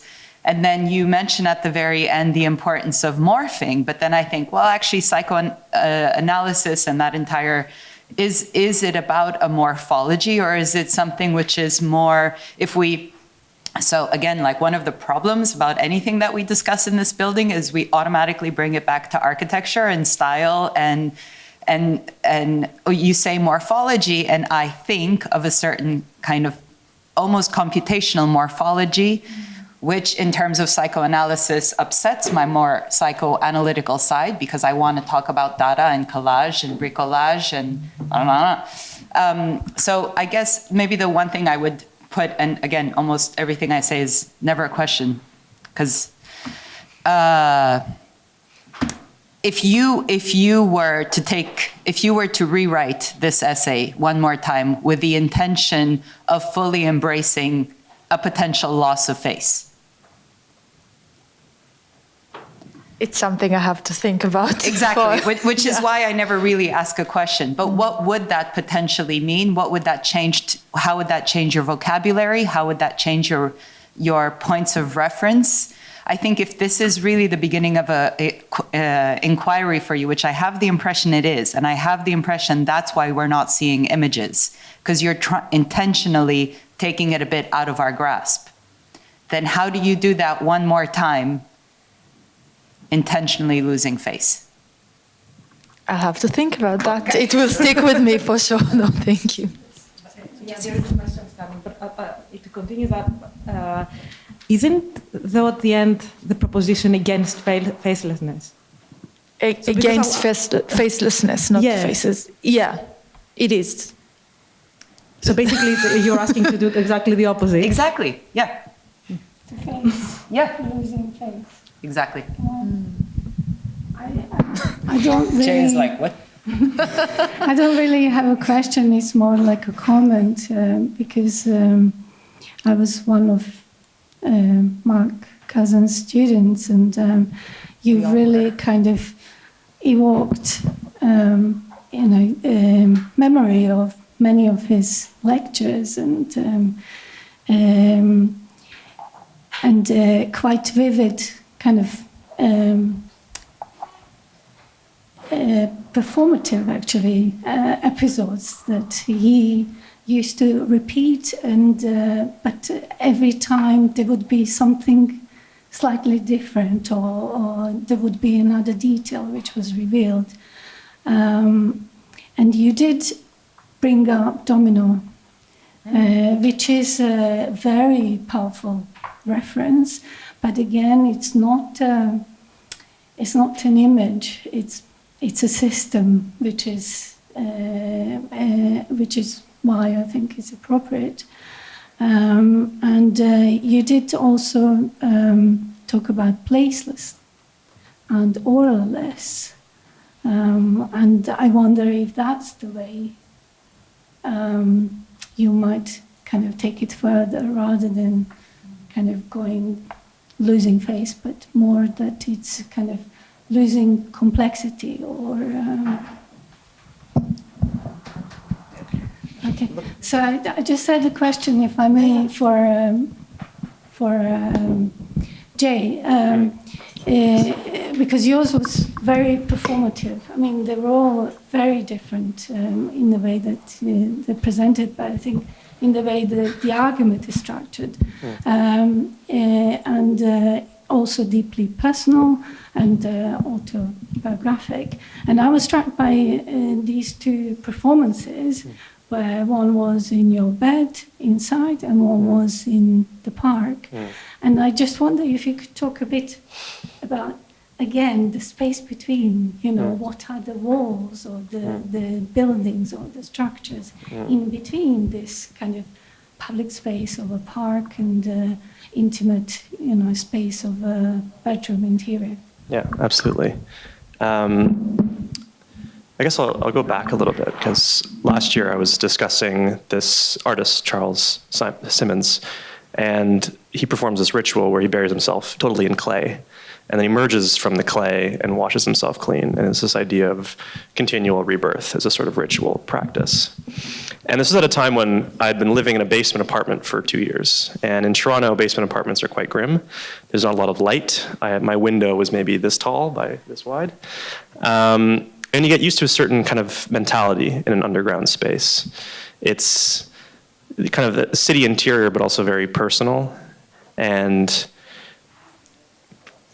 I found that I really wanted to kind of push back against this by exploring what happens when, like the mole emerges from the ground and sees sunlight and kind of wanders around and is in a space where maybe they don't belong, or they're not necessarily capable of expressing or being to their fullest extent. If you've ever seen a mole walking, or they can't really do it very well, they're very accustomed to digging. And this is kind of a large tangent, I guess. But I was trying to push the limits of my own agency. Coming from a space where I'm kind of submerged in the earth of the city for, most of my day, what happens when I emerge into the city? And what can I do at the surface? So at the surface, I mean, the story itself is quite kind of charged in that it was just an evening. I invited my roommate. I said, "Hey, man, we're going to bring my queen mattress to the park, and I'm going to get half naked, and you're going to have to film it." And it was incredibly vulnerable. It was kind of a moment for me of transformation, like Charles Simmons burying himself and then revealing everything and being naked in this kind of clay pit. It felt to me that profound. Because obviously you put yourself at risk in public space, especially being half naked and vulnerable. And the film closes with going to sleep, and what happens when you wake up in the morning. There's these questions that are unanswered but are suggested. It's a 3-minute performance. So for me, that kind of practice of seeing what a personal space might look like if there were no walls was actually revealed to me that the city itself is within us, if that makes sense. Whatever our experience of the city is not external. It's entirely personal. And I suppose I wrote something just when we were talking about in the previous discussion about like who the opponent is, who's the architectural opponent, and I think my answer to that would be that the opponent is ourselves. All these things are internal. Our experiences are internal. Our experience of the city is internal. And when you realize too that these kind of things that are seemingly exterior to us are not necessarily, and we just bring with us our personal space wherever we go, then you'll find that it's actually, the city has way less walls than it actually does.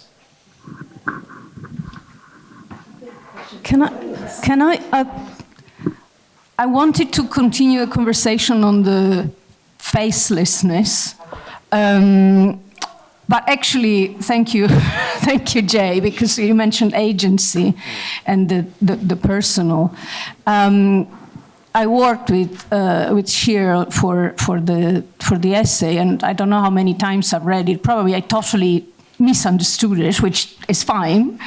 But what I got from it, and please tell me that I misunderstood you, is that architecture cannot not have a face, in the sense that whatever gesture, you know, your pipes and shafts and whatever, are an expression, and therefore a responsibility. But maybe, again, I don't know. Tell us. Thank you. Yeah, I mean, it's interesting. So, I mean, even a face is repressing some expressions. But yeah, it could be that there's no way for any of us to lose completely our face, including for architecture, because things are operating and moving inside of it. Yeah, so maybe it can never completely hide everything or be completely solid and opaque. I think, if I could just bring this back for 1 second, because I think there's some very interesting themes, again, that you share. And when you talk about degrees of ambiguity, I'd like to bring it back to this idea of the survey, the typological thinking, because that also aligns, not to bring this back to architecture, with cartography. And I think, you know, from my very vague background in ideas of the organization of landscape, a lot of the early organizations of landscape were, of course, you know, instrumentalizing it, but also attempting, people may say, to create a level of fairness in a post-monarchical environment. There's definitely a counter-argument to this.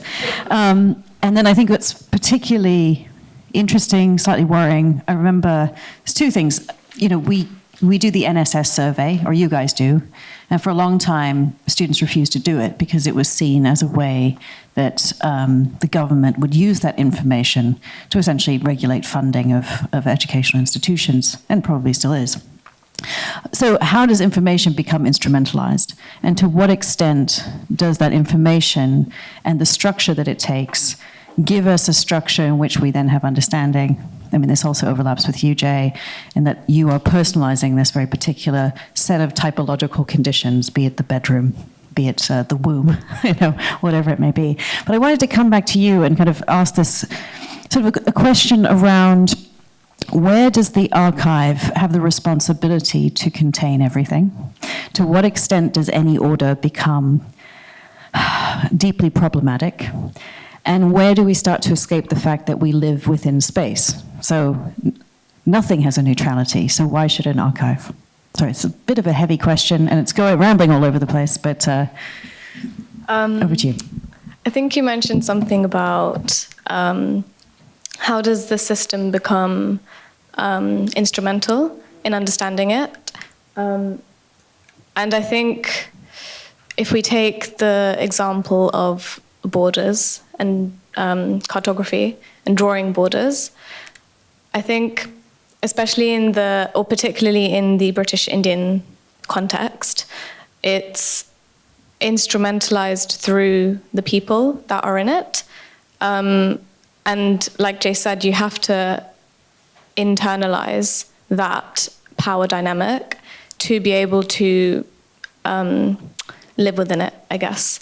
So I think what I'm trying to say is that everything, all the oppression that you face, or that these people faced, it had to be internalized. There wasn't a way to kind of live outside the system.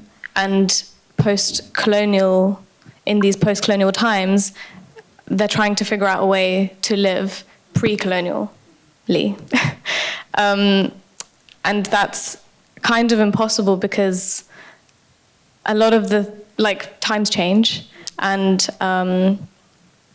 values change, rules change, and populations change in a country. And so trying to figure out how a system can be brought back after hundreds of years of it changing, it's kind of impossible. So the only way to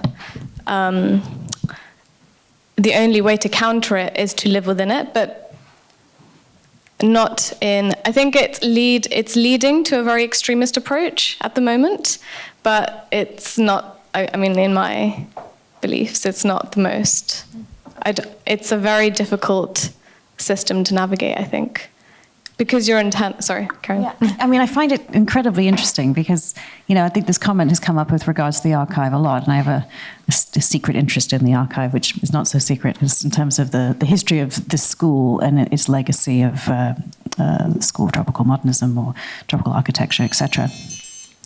And I think that this question of how does one create the level of happenstance, accident, juxtaposition that one finds in the uncatalogued archive, and to what extent is that a reflection of reality, and where do those overlapping meanings start to be contained within something that is designed to measure or to document, that is controlled by an institution or a human? I think then the archive exists as this kind of baseline, and you shouldn't consider the archive as the whole truth. And if you look at any archive, it's never complete. It's always never ending. And so to be able to, the happenstance of experience has to be incorporated. So speaking to people in methods that aren't necessarily valid in the statistical analyses of things. I think storytelling, that it's an archival method that's not documented, but it's experienced and visualized. I think the archive has many meanings, and it's never just in a room categorized by one person or a team of people. It's always in the community and in society. And you have to find it. It's so hard to say no to you. No, okay, come on, Ed. I was actually going to do everyone a comfort break. Oh. For the panel. I need comfort too. Okay, over to Ed, and then we have a micro break for the panel. Sorry, I hope this is worth it. Yeah, no, it's just to really, I think so many of the issues that have come up today talking about language, whether we're talking about the language of the villains, whether we're talking about categorization, and I think it's so super relevant, particularly now, all the discussion about ChatGPT, AI, they're all building on archives, literally the internet. You look at the difference between the Chinese version of ChatGPT, you see how the archive constructs, how it builds forward into the future, and how people need to learn to read the archive, like you're doing in your essay, and need to be critical of the structures that the archive creates and the systems that it kind of produces. And comfort now. Absolutely. Thank you very much.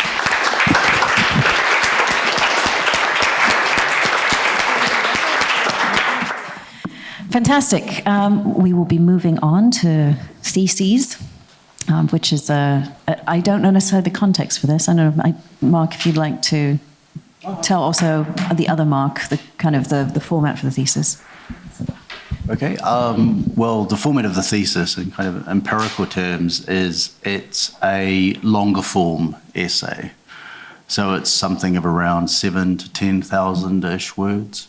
And what the initiation of that, I mean, it's a tradition that went back to the 1970s within the AA that everyone was supposed to write a thesis. And of course, various famous alumni didn't write their thesis ever. But it was something that restarted because there was a recognition amongst diploma students that there was a desire to appreciate and explore a topic through a longer form. Because, you know, as an essay topping out at 3,000 to 5,000 words as a particular thing, as a derivation that's longer, offers different forms of consideration, which the examples this afternoon, you'll see will pursue that in slightly different ways. And it's a very open format in the sense that it's not something that those of us who supervise them are particularly prescriptive about. What we try and produce with the work is a kind of intellectual consideration of the topic that has the dexterity the student desires with it. So over the years, we've had everything from a kind of an aborted hip-hop video that was sort of 15% completed through to a kind of wonderful 20,000-word historical account. So the kind of degree of detail, the form of articulation, the kind of generation of ideas is something we try and keep as fluid as possible. Fantastic. As just a quick prelude, I'm interested with those around the table and in the room, perhaps later to open up this discussion of what constitutes a thesis. Because, you know, my own tradition is much more rigid, and, you know, in terms of the way in which an argument is constructed and referenced, and the way in which you engage with a defined area of discourse. And it's interesting for me to read the offerings here shortlisted, because obviously they reflect quite a large range of approach. So, you know, how do we understand research in the context of knowledge? We understand knowledge more broadly. So I'm fascinated to hear what you all have to say this afternoon. So over to you to kick us off. Thank you. We embark on a journey that aims to understand islands as remarkable territories, places detached from continents that have been capable of creating new way of living, annihilating the distance of the sea by using it as a connector for archipelagic thinking. Often undervalued as places for escapism or utopian speculation, on this journey we embrace their identity rather than seeking to conquer them through their harbors. Epeli Haufa, writing about his Pacific island, said, "There is a world of difference between viewing the Pacific as islands in a far sea and as a sea of islands. Islands share much more than one might think, and the relationships they have created are the driving force behind this work." The urgency of discussing these territories today is compelling. The new climatic emergency era poses a significant threat to islands, and it is crucial that we include them in a global conversation, recognizing their unique territorial role. By acknowledging this, we can begin to establish their universal identity. Fabricated is an island that moves around the oceans in constant need of new land to produce. It is towed around by barges, and in all of its destination, it exchanges local products for soil that it then uses to build new parts of the island, questioning what defines the border. Islands as territories are different from the mainland, and their land is not equivalent in many respects. In this circumnavigation of the world, we attempt to define islands through the concept of perimeter, sea, adaptability, interconnectedness, and local knowledge systems. Subdue is made up of beautiful buildings, but they're just projections created for tourists to admire. Behind them are concealed the native spaces of the inhabitants, questioning the power a utopia exerts on a territory. Here we reject visiting islands, so-called utopias. This literary genre has damaged the image of islands by assimilating one term into another, creating imageries that have muted islands' voices and induced ideas of dystopias and lands for experimentation. Carl Gent, in his description of how to create a utopia, advises a dragoman using generic words such as island or the union, emphasizing islands as generic spaces fused with the concept of utopias and supporting the imagery of lands to start over. For the few that will reach concealed, you will notice that the lack of inhabitants does not denote a lack of culture and folklore. Walking through the paths of the island, you will question whether or not you are an outsider. Islandness or island mentality refers to a unique global identity, outlined by shared experience and speciality. Through stories and poems about islands from islanders, we begin to understand what constitutes this identity and what unites them and what unites islands as global intelligent territories.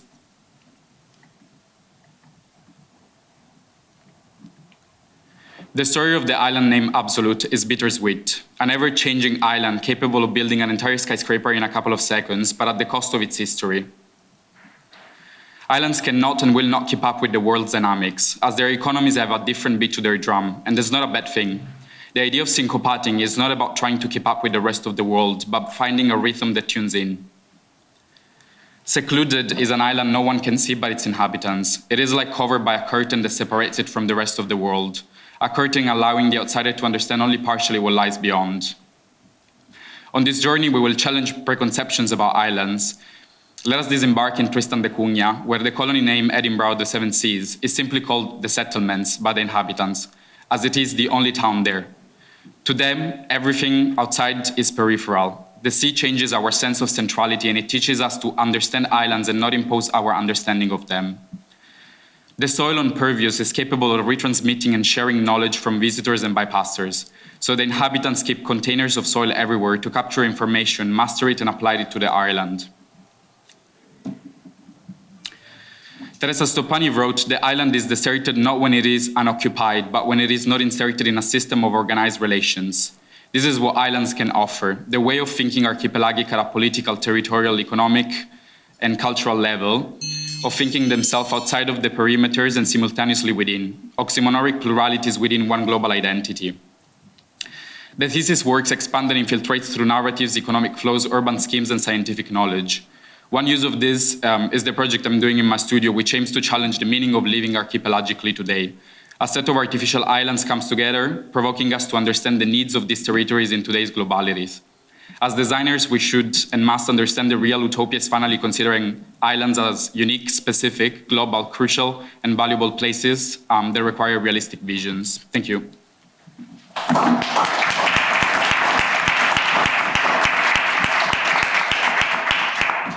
Hi, good afternoon. My name is Oluwademilade Oyeyinka, and my thesis is entitled Holy Ground. My thesis began as an investigation into Aladura congregations, a Yoruba denomination of Christianity that was imported into the UK during the 1960s due to the mass immigration of Nigerians.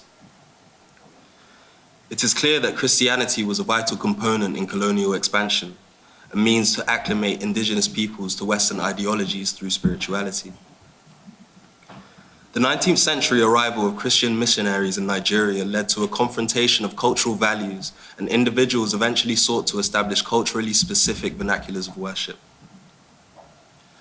With the belief that Africans should be able to worship in their own way, using their own language, music, and cultural practices, the Aladura began to syncretize the prayer, prophecy, and healing of African traditionalism with the literature of Western Christianity. The first Aladura communities in London set up in their homes, conflating the lines of domestic and spiritual sanctuaries. Eventually, due to their gradual economic mobility, they acquired warehouses and derelict churches to facilitate their expansion. I've been able to document temporary services conducted in a community hall, a gallery space, and even a school canteen. One might question the appropriateness of these environments to conduct intimate spiritual services. However, their spirituality is predicated on the juxtaposition of both the worldly and the numinous, seeking to balance divine and mundane energies. This is seen in their charismatic worship forms, characterized by the sober pragmatism of their prayers, believing in a deep spiritual connection to the divine, which can be harnessed to bring about tangible healing and transformation. Ecstatic singing, Ecstatic singing, dancing, and clapping are accompanied by pulsating acoustics derived from traditional Yoruba forms of spiritual supplication. Biblical lessons elicit responses from the congregation in a call and response format, amplifying the sense of community. Emphasis is placed on the individual plights of biblical figures, following Africans' conceptual relations with their ancestors. Charismatic prayer is central, as participants are encouraged to pray into bottles of water, in the belief that their spiritual pleas will become imbued in the liquid and manifest within the body once the water is consumed. This insistence on imaginal energy as therapy constitutes a key principle in the poetics of the diaspora. Key to these ceremonies are their spatial interventions, as instruments both reverent and quotidian are intrinsic to their ritual practices, with procession and praise characterized by decorative interventions, pontification characterized by religious artifacts and suggestive imagery, and prophetic prayer accentuated by the unilateral application of drapery.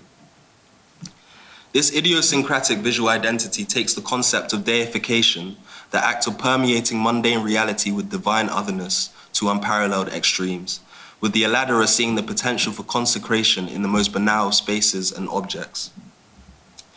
Whilst making my observations, I began to realize that despite being born into the Eladera Church myself, I was considered an outsider. Confronted on numerous occasions when trying to record the ceremonies, an action reserved for accepted congregants.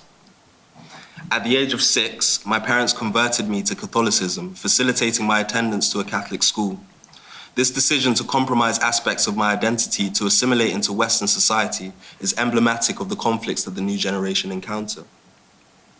Facing questions of faith with a consequent rise in secularity, contributing to a decreased notion of cultural identity.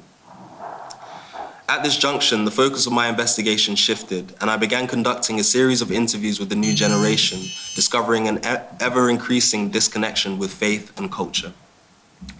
They detailed aspects of community space that they felt was missing from their lives and general well-being, but also the aspects of religious typologies that they felt were redundant to modern life.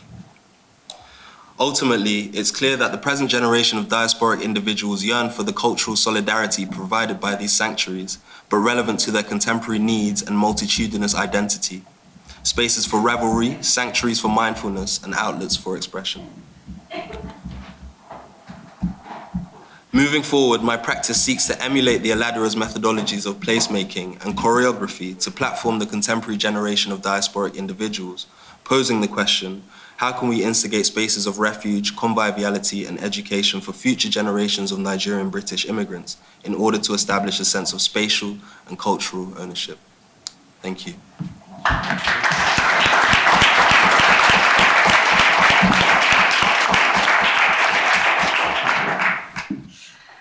My thesis is called Going Beyond the Layers of the Facade After Performance Towards Care.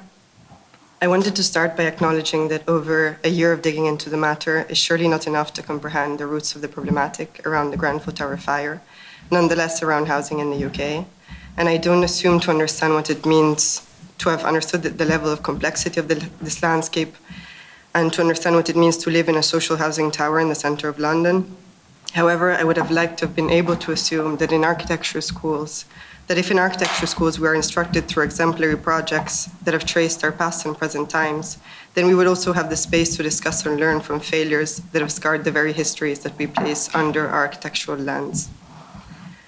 And in addition to learning about highly desirable building materials, should we not also create the space to speak about low-quality toxic layers that pervade our surroundings? And I forgot to say that in the background you will see an alternation of some images that I took in the area of the Grenfell Tower and the chapters of the essay. So on the 14th of June 2017, a fire arose from the 4th floor of the Grenfell Tower, a 24-story public housing block, and within 15 minutes, the whole facade was on fire, trapping and intoxicating people inside of the building. 72 people were killed, 18 of which were children, and 151 homes were destroyed, while for many, unrepairable damage was caused. This event was not the sole, as it was preceded and then succeeded by numerous other fires related to the combustibility of materials layered on the facade. And Grenfell's story, in fact, sits between a social and relational problematic of governing public housing and a tragic performance of deceitful layers that escaped their performative nature. It is a story that talks about an age of cost and corner cutting where, justified by an environmental and economic urgency, governments partnered with plastic-based insulation and composite cladding manufacturers, choosing low-quality materials applicable on a large scale. It is a story of distorted interests of the council and of the tenant management organizations, and it is a story of institutional indifference and systemic racism.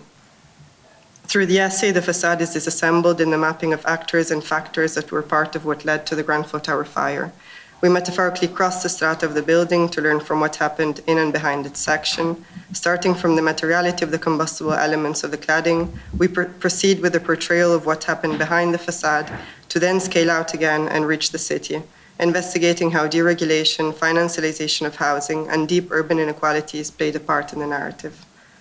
Progressively, we are projected beyond the problematics of combustibility and toxicity, where a housing system based on systemic injustices and ignored cycles of failure is revealed. The Grenfell Tower was refurbished in 2016 after 26 years of mismanagement, with a rain screen system and insulation boards layered on the existing 70s concrete facade.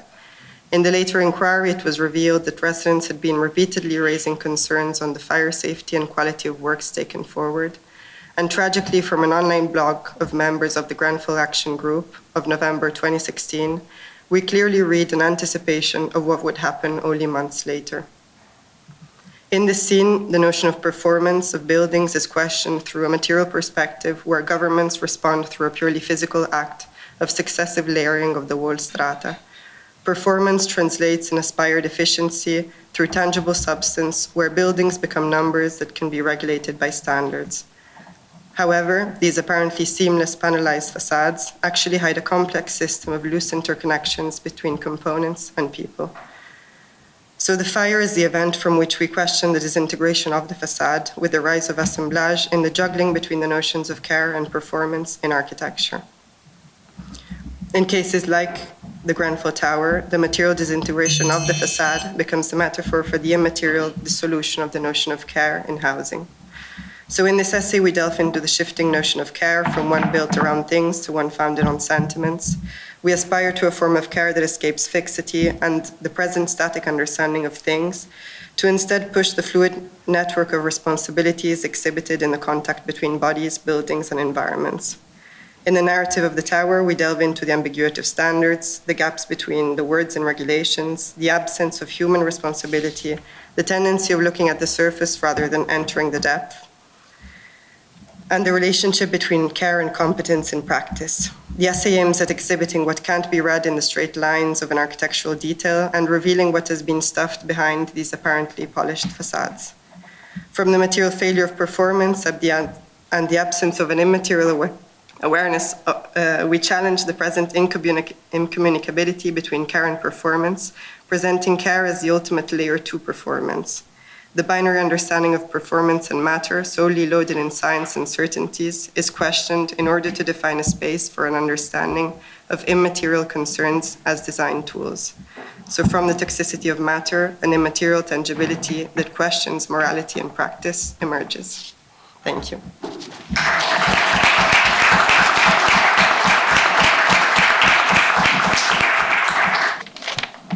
I mean, this is a bit of a tough call. I think I was somehow able to post-rationalize a connection between people in the last few sessions. This is a bit more challenging, and perhaps I shouldn't try. I think there's something about ideas of self-sufficiency, agency, and the kind of isolated state, but I'm going to hand bravely on, I'm afraid, to Mark, as I want to do.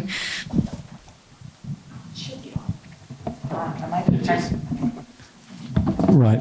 Thank you very much for those talks. I'm struggling to link them. But I mean, it seems to me, you suggested having a general conversation of what a thesis is. But two things perhaps we might agree on. Originality, yeah? And closely related to it, definition. In other words, the defining of what the object of the thesis, the focus of the thesis is. Yeah.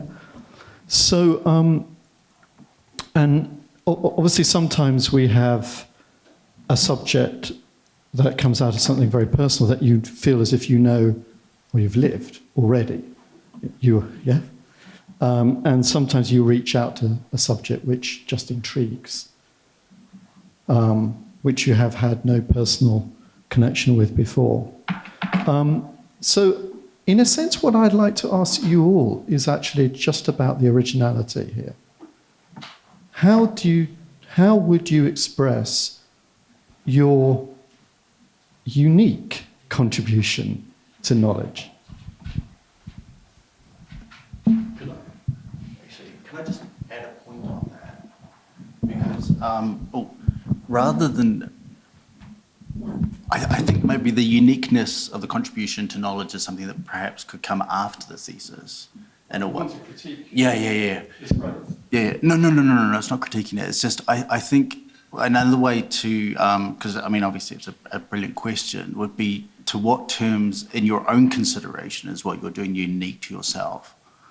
I think it's the thing because that's some of the linkages obviously to contextualize your own work within a larger field, but also the way in which it has a kind of uniqueness to you. I'd like to stay with my question if I can, because I actually don't want this to be about the individual. I want this to be about knowledge in the sense of what we all share. I would heartily agree, because I think actually a lot of the conversations this afternoon have resorted to the highly personal, and I'm uncomfortable with that, actually, generally, as a default. So it'd be interesting to move away from that, maybe in this context. Matt, maybe I can start. Keep this logic. Okay. Sorry. Okay, thank you. That's the most sensitive one. Okay. I think, to me, like, personally, I discovered the cladding crisis as a scandal in the UK as soon as I entered the country. So it was, I think, my first approach to this place. And even throughout the essay, I don't think there's nothing of uniquely individual to it, because I base what I write.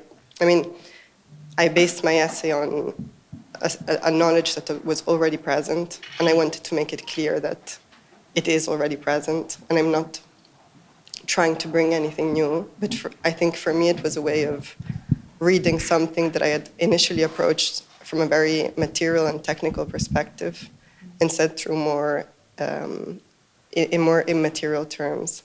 So understanding the lack of care.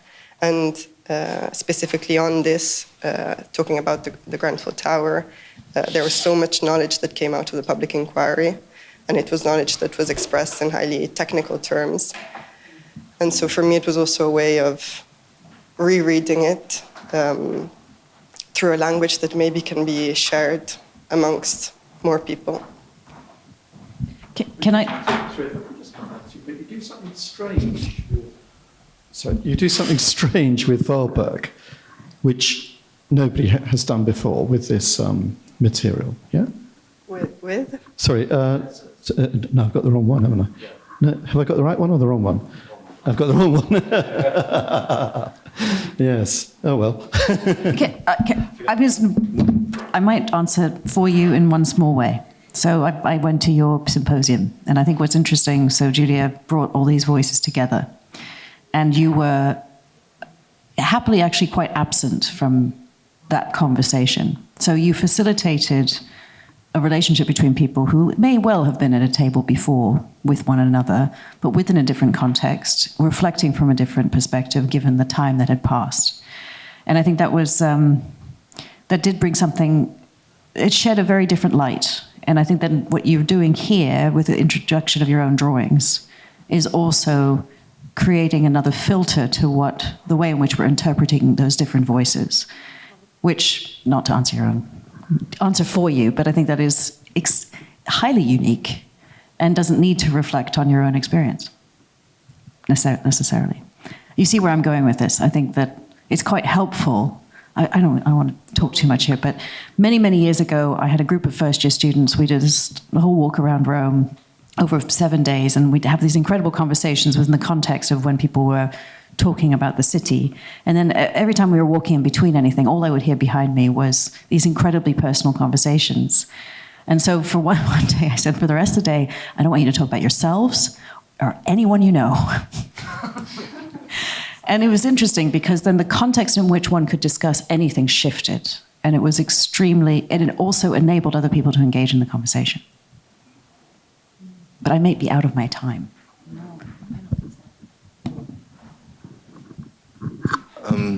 Yeah, I think it's a very difficult question for me to kind of answer, purely because, you know, a lot of the time in the essay, which is kind of still ongoing, you know, it's written from a very kind of autobiographical lens. And I think my kind of specific identity is ultimately so tied to these communities. But I'd say to take a step back from myself and just kind of look at some of the literature I've kind of been reading through in order to kind of get a lot of the secondhand information. Specifically, like the vast majority of the literature is historical. And then some, I think recently there was a book by a man called Jimmy Famurewa, who I've actually managed to get in contact with, called Settlers, and he takes a very contemporary look at these communities. But yeah, within the literature, where they take this kind of contemporary look, they fail to, well, some do try and pose the question of essentially the fate of the future generation, but don't necessarily extract some of the meritorious aspects of these communities that could be applicable. So I think that, yeah, I think that's the limit of my commentary if I was to remove myself. If I was to include myself, I think, yeah, my kind of specific original lens. And I think one thing that I struggled with while I was there and partaking in these services was my role, just the conflict between my role as the observer and the participant. You know, I'm not necessarily someone who holds the same values. However, there's this kind of innate resonance that occurs. But yeah, thank you. For the work that I've done, I think the idea was also initially to make this part of a knowledge system that is accessible to everyone, and that is accessible both to island voices, which I think are often undermined when we talk about islands' territoriality, but in general to everyone else to sort of have a better understanding of it. And I think this, the knowledge that I wanted mainly to bring forward can be divided into pathways. The first one is the idea, which to me I always found very intriguing, that you can have things like the Commonwealth that bring together a country like Australia, India, the UK, all under the same organization, just based on the fact that they were colonized by one country, and therefore they start sharing a set of systems, political and economical. And so the idea was, what if then this Commonwealth, this organization, is actually based on your identity rather than like an identity that someone has tried to impose on you? And because the Commonwealth, in a way, it wasn't a way to create reparation, while the idea of creating a global identity of islands that can be seen as part of a whole just based on the fact that they share this identity, I think to me it's maybe a better approach to create this, this sort of commonwealth, this creation of spaces that are linked with each other. Which is not to say that islands don't have specific identities, they do, but like in a way this is above that. And then the second pathway is the idea that if you don't name something, it doesn't exist in the way we talk and we do things today. And so if no one names islandness and no one names this identity and no one names this interconnected and sort of like short feedback loop that you find on islands, or these indigenous and local systems that have been driving island culture throughout the oceans and throughout the sea, then they don't exist in the conversations that we have today, both at the urban level, but the thesis is, there is an entire chapter about economy, there is one about science, because I think it's something that goes beyond just the architectural urban level. Thank you for such rich and very different presentations. They again added quite different aspects to your written pieces. I was struck by the connection between the first two Gaetanos and Demis in terms of you both had ground or notion of land in your titles and in the core of the kind of the very concept behind. And I wondered if you could talk a bit more about the architectural aspects of it and the kind of size and scale in terms of the islands or the territories and the boundaries that you are discussing. And again, with Demi, with yours, where do architects come into it? What is the role of the architect in this? And finally, with Giulia, I thought that was quite a different, very poignant piece. And I'd like to ask you again to expand on the what can architects do?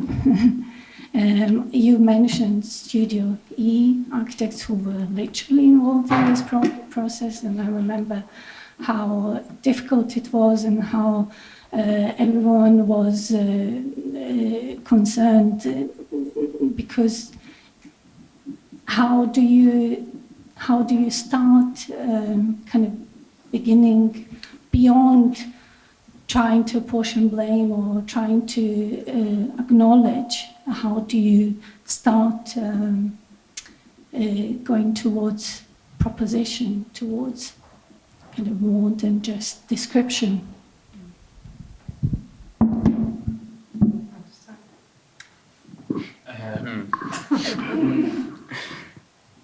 So I think the island in a way is a topos that can go from large scale to small scale in and out really quickly, but it's not a symbol in the sense that I don't want it to become sort of like an idea of something. It's a real territory, it's a real specific space that shares characteristics amongst the seas. And I think in terms of architecture and the role of the architect in understanding this islandness and what it means to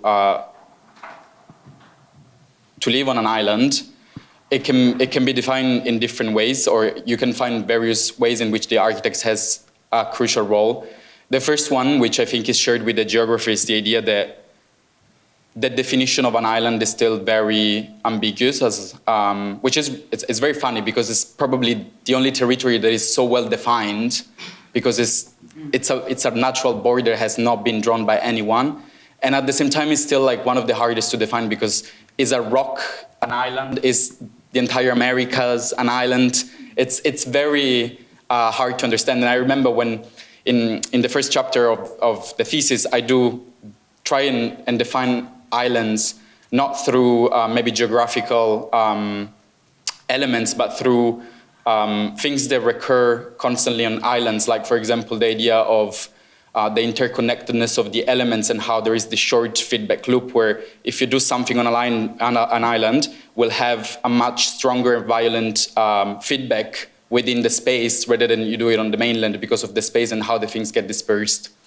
And so the first, I think, role of the architect and the urbanist is to define what this space is, which is really hard because when I try to remove the UK from the island, people from the UK did not like it. All of my friends said, like, no, we are an island, we feel like islanders. So I then inserted it back again in the thesis. And islandness in the thesis, it's something that it's in constant evolution. It's something that you can become an islander or you can feel an islander. It's something that it's more the way you live the space.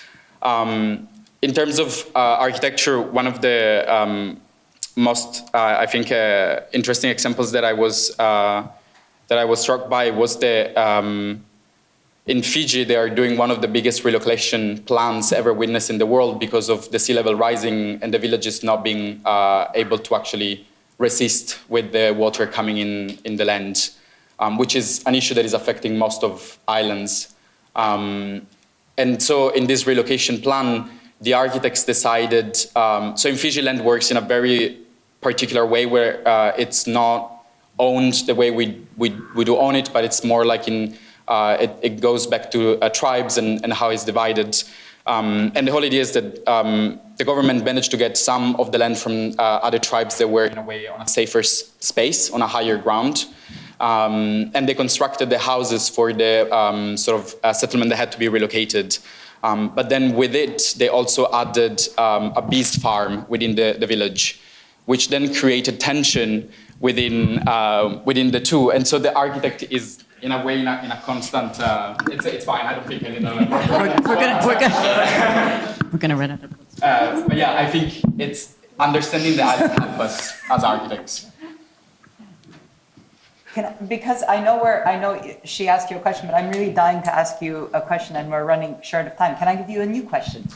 Sure. Yeah. Or are you really dying to answer that one? You're quite keen. Okay. No. I can. Okay. Yeah. I'll answer both. Yeah. Okay.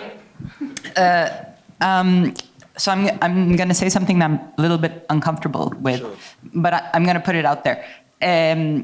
So I have a very, very specific interest in the relationship between Christianity and land, essentially, and the way land is represented. So as a result, when receiving your paper and hearing your presentation, I automatically think of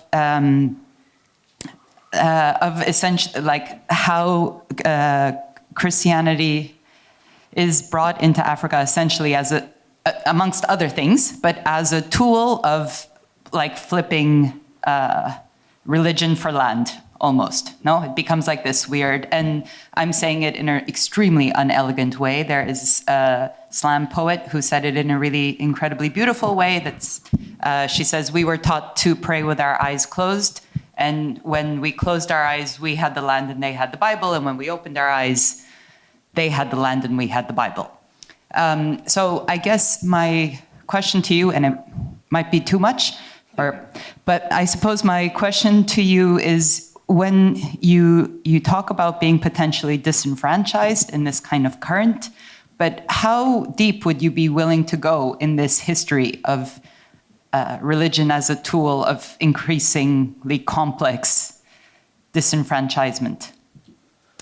You can opt opt to not answer. No, I think, there's no way I'll be able to answer that in a way that justifies the question. But I mean, it's a very essential question. I think, there's no denying the fact that these kind of so sacred places and hubs for community are born out of a specific form of oppression. And I think maybe I did kind of gloss over the history or maybe the politics of the history just for the purposes of focusing the specific investigation.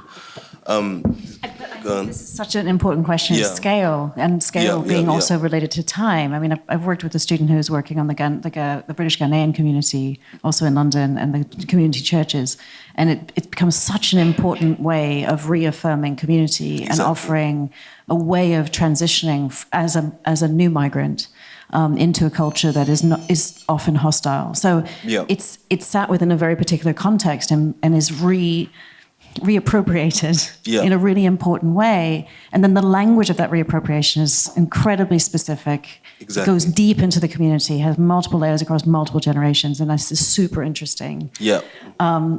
There's so many other questions, because I think that also goes back to the kind of the issues of ideas of self-containment, self-sufficiency, agency within the context of a community, and where that gets dispersed within a larger global context. But I think I definitely tried to take an understanding of the specific kind of cultural confrontations that kind of bore this community.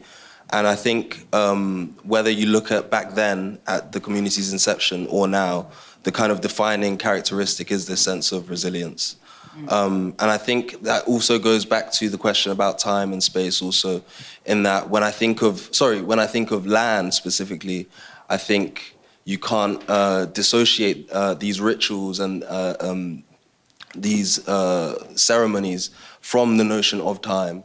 And, this methodology is so predicated on temporality and this kind of temporariness.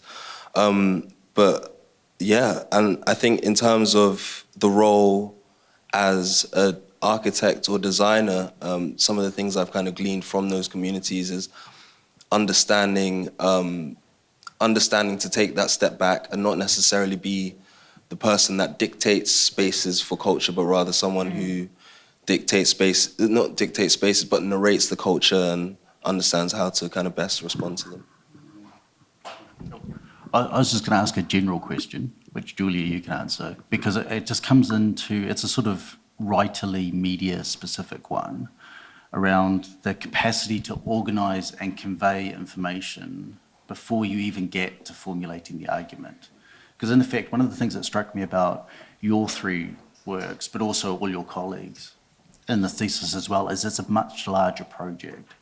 So you're dealing with something that goes beyond the format, whatever format we give you, that can be displaced into the design project in most of your instances, but also exceeds that as well.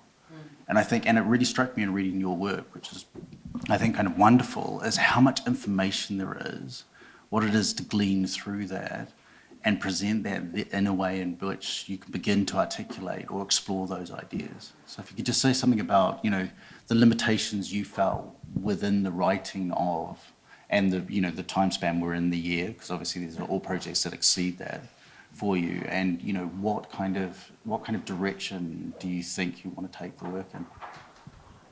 Okay, maybe I can start quickly answering, Nerma, to your question. I think the architect was just one of the many actors and one of the many ingredients to failure. But Studio E, they decided not to be competent and they decided not to care. So throughout the essay, what I was trying to do is to put competence and care at 2 points of this kind of scale, where you can be competent but you cannot care, and you can care but not be competent. And many of the people that were involved were competent people, or could have been competent, but they relied on the competence of other people that was not existing. So I think the first thing is to be curious enough to be competent, or to admit incompetence. Regarding your question, Mark, for me, as I already said, a lot of the knowledge that is present is taken from the knowledge and studies of others. And my input in the essay was this balancing of the two notions of performance and care that were two kind of ingredients, I think, to architecture that I was already questioning in other projects. And so I think my input was that of, in rereading the narrative of Grenfell, analyzing what happened in the story, but in the context that Grenfell came out from, but then what happened after the fire, and always questioning the material perspective and the immateriality of the story that is still, I think, not spoken about enough. I don't know if that's a question. It strikes me as a really interesting tension between the information that architecture encodes and then the information that gets encoded or presented by a form of commission, right? So if you think of the history of commissions, the Warren Commission in the assassination of JFK being a favourite of mine, it produces a 12,000-page, 26-volume account of something that has no definite answer to. Mm-hmm. So you can see the super-legal mechanisms which occur, obviously in Grenfell and the kind of, how many years are we into the commission now, to overwhelm with information as if it conveys something, right? Mm-hmm. And I think, the tension I read in your work was what is it to try and navigate that? Which again, I read in all of it, was because there is that potential overwhelmingness of it. And one of the returns, which I thought, again, you articulate quite beautifully in the work, is it's that return to the architectural, right? Because that's a sort of type of evidencing or a type of materiality that in a way we are supposed to, I guess, have an appreciation of an understanding. I think that's a really good sort of comment to take forward. I think we're going to have to move on to the next three. But as we turn over, we'll get the next person on. Thank you so much. Thank you.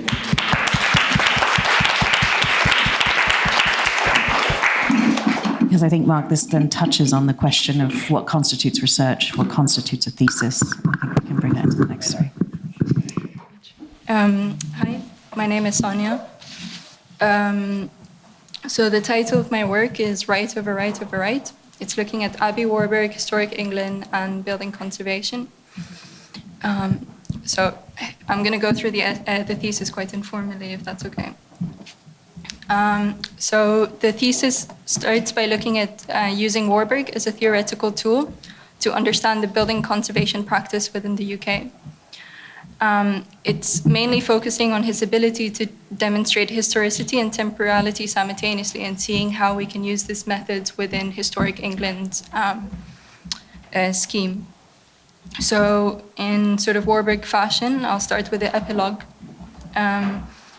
So the thesis itself, I decided to sort of print it physically because it's seen as a collection of essays from different schools of thought. I mean, speaking about building conservation is such a vast topic that how I wanted to present it was to start to group these my own schools of thought and the different schools of thought within history and categorize them using Warburg's sort of categorization of his library. So it starts with image, word, action, and orientation. It's not a specific order, but the idea of the thesis is that every time a new person comes and reads the essay, they can sort of read it in whichever order they want, or articulate their own formulate their own thoughts towards the building conservation practice, and the idea is to have a discussion at the end. So spoken value is something that I'd also like to introduce within the sort of rigid scheme of historic England. So the essay, this thesis starts by understanding the origins of architectural restoration within the UK. So what's interesting is that it wasn't through facts or legislation, it was actually through fiction that the first attitudes of architectural restoration within the UK came about. So what I did was try to understand the urban transformation of London's history through the lens of the listing codes. And that starts within the 1700s, but what I started to do was look back even further than that and understand that novels that were written in the 1600s naturally casted medieval architecture in its background. As a result, with those reading it, they would have a hyperbolized version of that image within their head, go to these sites that they could relate to, and then be immediately disappointed by the outcome. So it wasn't through like massive institutions that started these codes, but it was through small associations and institutions that actually, and fiction, in fact, that came together and started to upkeep these buildings. So these were the first notions. And I'd like to sort of bring back this narrative quality of the origins, as well as use the methods of Warburg to question who and what decides where when stays. And look at the subjectivity of the listing process, or for me, what's more interesting is the delisting process, just because delisting is the moment in which the object of value, the building, becomes the subject of trial and risk. So this duality between the subject and object is a theme carried out throughout all the sort of collection of essays throughout the thesis. So to quickly sort of go through an anecdote from the first chapter, the image, this idea of a 2.5 time sequence to introduce within the codes came about through this understanding of a fresco in Siena. So there's a castle 66 kilometers away from Siena, and there's only one narration or depiction of it within the city itself. And what I started to do was analyze the sort of the conservation of the castle over time and its history, whilst also looking at the conservation of the fresco. And it starts to blur the line between fact and fiction. For example, within the fresco, there used to be a tower on the left, but that disappeared. And the tower no longer exists in real life. So it starts to question, again, what's real and what's not. I'm sorry, I'm going to go a bit quicker. So within the codes, I'd like to sort of introduce a narrative within representation, so time in which the narrative takes place. Second is the narrative of the object itself, time of the present. And the 2.5 is narrative or context of representation. So not the intention of the artist, but the context in which the piece is shown, what the author was doing in that point in time. And speaking of the image is such a large topic that I decided to do that through Warburg's definition of the container image and use London Bridge as a case study, seeing all of its different versions over time and understanding how its value was always attached to the proximity of the site. And it was always sort of linked to its functional value over time, even though different versions of it existed. And then the second one, looks at words. So it looks at how Warburg always communicated so that he was able to present the past literally quite literally in the present. And it not only looked at Warburg's glossary, but what I started to also do was understand the different timelines of words within conservation practice. So the difference between restoration, conservation, and preservation, each one having its own timeline. Each one having its own sort of connotation and how that evolved over time, and seeing how we could collage together Warburg's vocabulary with the ones being used in the present day. These were samplings being done. Again, I think the sort of thesis was really trying to adapt Warburg's methods within the writing itself and within the presentation.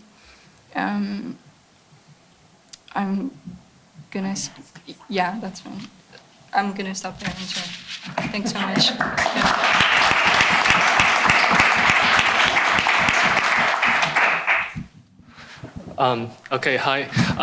Hi, my name is Xuan and the thesis investigates the use of security to control knowledge and the centralization of power in the ancient Chinese agricultural context. It surveys from the Neolithic settlements to the present transformation of agricultural villages in the context of globalized knowledge and commerce known as Taobao village. It considers the relations of security and centralizations of power from the perspective of Foucault's finding on the hidden relation between the knowledge and power. The finding indicates that utility might be the hidden aspect of the link, and the utility of knowledge came to light in the case of agricultural society, but also in the transformation of Taobao village. In Neolithic time, evidence suggests that the people may have roughly used astronomy to organize their agricultural production, but the emergence of a dominant class with knowledge had not yet occurred. It was believed that the astronomy knowledge was what was once widely known among people in early China, but it gradually became monopolized. 绝地天通, the severance of heaven-earth communication, reveals an ancient religious reform that the shaman monopolized the communications with gods, while those knowledges used to be approachable by everyone, even to make their own calendars. And the knowledge of astronomy was thus centralized and kept secret by shamans. The Taosi relics in Shanxi province reveals that the issue of calendar had become a crucial part of the national public magic that everyone's production should follow. And the shamans evolved into the king of the state. In another word, the king and the emperors in China were also the chief shaman who sanctified their power with the regular performance of ceremonies such as Jitian to show their eternal relation with gods and their legitimacy to centralize the knowledge. The prediction was performed in the name of public welfare as public magic. Utility implies that the potentiality to flourish, while security tries to steal the power from the knowledge or for people to improve their lives. And the knowledge power is only possible when utility and security came together in a way that their relation remains hidden. The prohibition of astronomy knowledge was thus imposed to commoners from the 4th century. The government absorbed the talented astronomers in folks to serve the Royal Institute, and the agricultural calendar was regarded as a symbol of knowledge and power and was seen as the certificate of legitimacy. private calendars were prohibited from the 10th century, although it's never stopped and used as a weapon against the central government. The monopolization of agricultural technology can be even dated back to 200 BC, when the state strictly controlled the iron mine and established institute to manufacture tools for the farmers. And the new agricultural technology was further centralized into the official agricultural books to be promoted to undeveloped area to secure the state control over the utility of productive knowledge. That the culmination of this mode of centralization distribution could be found in Mao's period, when China was under a complete state-planned economy where everything is centralized and redistributed. Designed by the expert from the Soviet Union, Youyi State Farm is the demonstration farm from the agricultural production to everyday life under the socialistic collectivism. The architecture and urban planning were used to stabilize the new power relationships, translating the ideological principles into everyday experience and become the displaying device of the subject.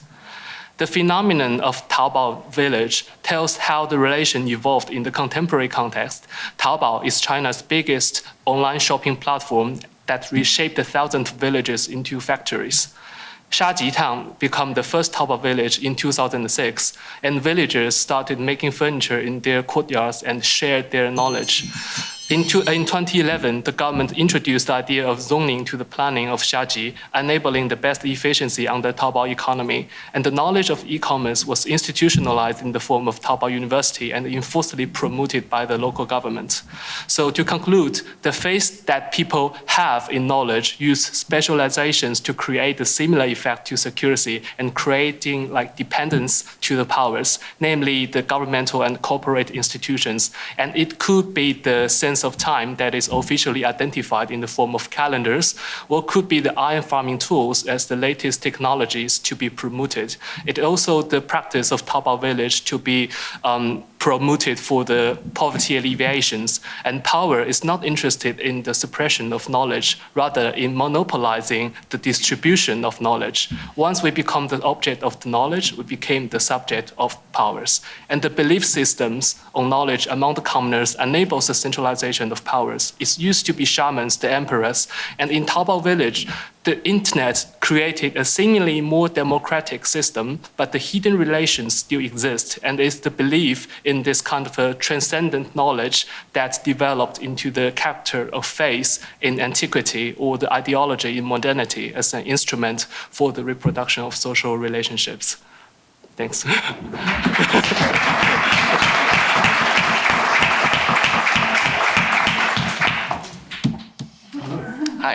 Hi, I am Rocky, and the title of the thesis is Consider the Lilies on the Field.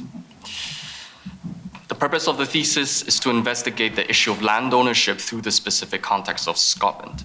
The statistic shows that merely 430 landowners own around 50% of the Scottish landmass, making it unfortunately suitable to be the subject of this inquiry. The title of the thesis, Consider the Lilies on the Field, was both a novel portraying the time during which Scotland saw its land being aggressively privatized by powerful landowners, but also a quote referencing the Old Testament. The passage directs the audience to the lilies as an exemplary example of faith. I'm paraphrasing here. For the lilies on the ground do not worry about what to drink, what to eat, and what to wear, and to first have the faith in God, and God will provide all those to you in his kingdom. The passage criticizes a kind of anxiety that perfectly portrays the modern capitalist structure and its anxiousness to constantly extract surplus value. However, the thesis will try to be more critical here and point out Jesus' crucial oversight, in that he was only looking at the lilies from the top. If he had just looked past the blooming petals, he would have seen the endless corpses of anxious little lily buds. They're the lilies that couldn't pollinate, got trampled, couldn't fight to get water or shelter from the sunlight. The lilies that do bloom merely reveal the winners to the people that admire them from the top. But the truth about this anxiety will always be hidden beneath. The methodology of the thesis is thus to investigate the issue of land ownership through this perspective change, to uncover the corpses and the anxiety that lay under. Starting from the dwellings the land, and to the legislation. With each time the same story is told, it recontextualizes the plan view on its role of what it does and does not do, and the problem of land ownership at large. The thesis starts from comparative analysis of historical Scottish dwelling types of the Black House and White House. The logic to the typology shifted significantly from a heat-centric organization to a typology that is built on an axis of service distribution. However, analysis revealed more similarities than discrepancies, given that they are 6,000 years apart. The plan view of the dwelling projects projects a false impression of continuity and coherence both temporally and spatially. The service distribution laid under the dwelling plan became the only thread that could lead us past the deceiving petals. The comparative studies of the historical land use confirms two specific hypotheses past the allegory of the lilies. The first is that the division of land ownership through plan view was a modern concept. For the longest time, land was divided not based on size, but these runrigs are divided equally based on the fertility of the soil, which relies more on the memories, social relations, and context other than the plan view. The second is that the plan view is an artificial introduction to the land through the advancement of cartography. With the first attempt of an ordnance survey done by the Military Survey of Scotland in 1755, land finally became land, a system that relies on plan view to impose an exogenous and generic parameter that is easily scalable and to be codified. The root of all these is the legal framework that allowed the means for the lord to enclose large plots of land and commons, but also reveals some of the intentions behind the apparent greed. The Statutes of Merton was the foundation that allowed the lords to have right to enclose land if deemed wasteful. The term wasteful can only be used if there is a consensus on what is useful. To the peasants that use them as resources, these lands are useful, but to the lords that collect tax, these lands do not adhere to an increasingly capitalist economic structure. To complicate the matter even more, the thesis looked into production and economic data that reveals the struggle of the agricultural sector during the period of the enclosure movement, the sharp reduction in soil fertility, and the lack of labor power from the disease all forces the land to find alternative to its use value. As a result, land becomes a commodity and relies heavily on its exchange value viewed from the top. The situation discussed thus far echoes the word of Engels in his The Housing Question in 1872, that the problem was never a simple supply and demand issue, and that the crisis is deeply rooted within the uprising of capitalism and its structure.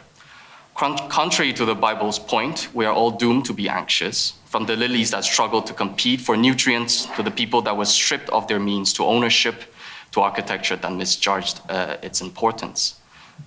The lily became not only an allegory for the thesis, it became a diagram when the perspective shifted from the plan view to its side, and the word innocence seems to arise from the analysis.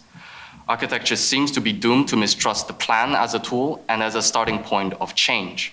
The thesis had demonstrated the contrary, that it is the remainder, the trace, the lilies on the field, the kind that one finds at the end of a process, the bloom of the lily petals.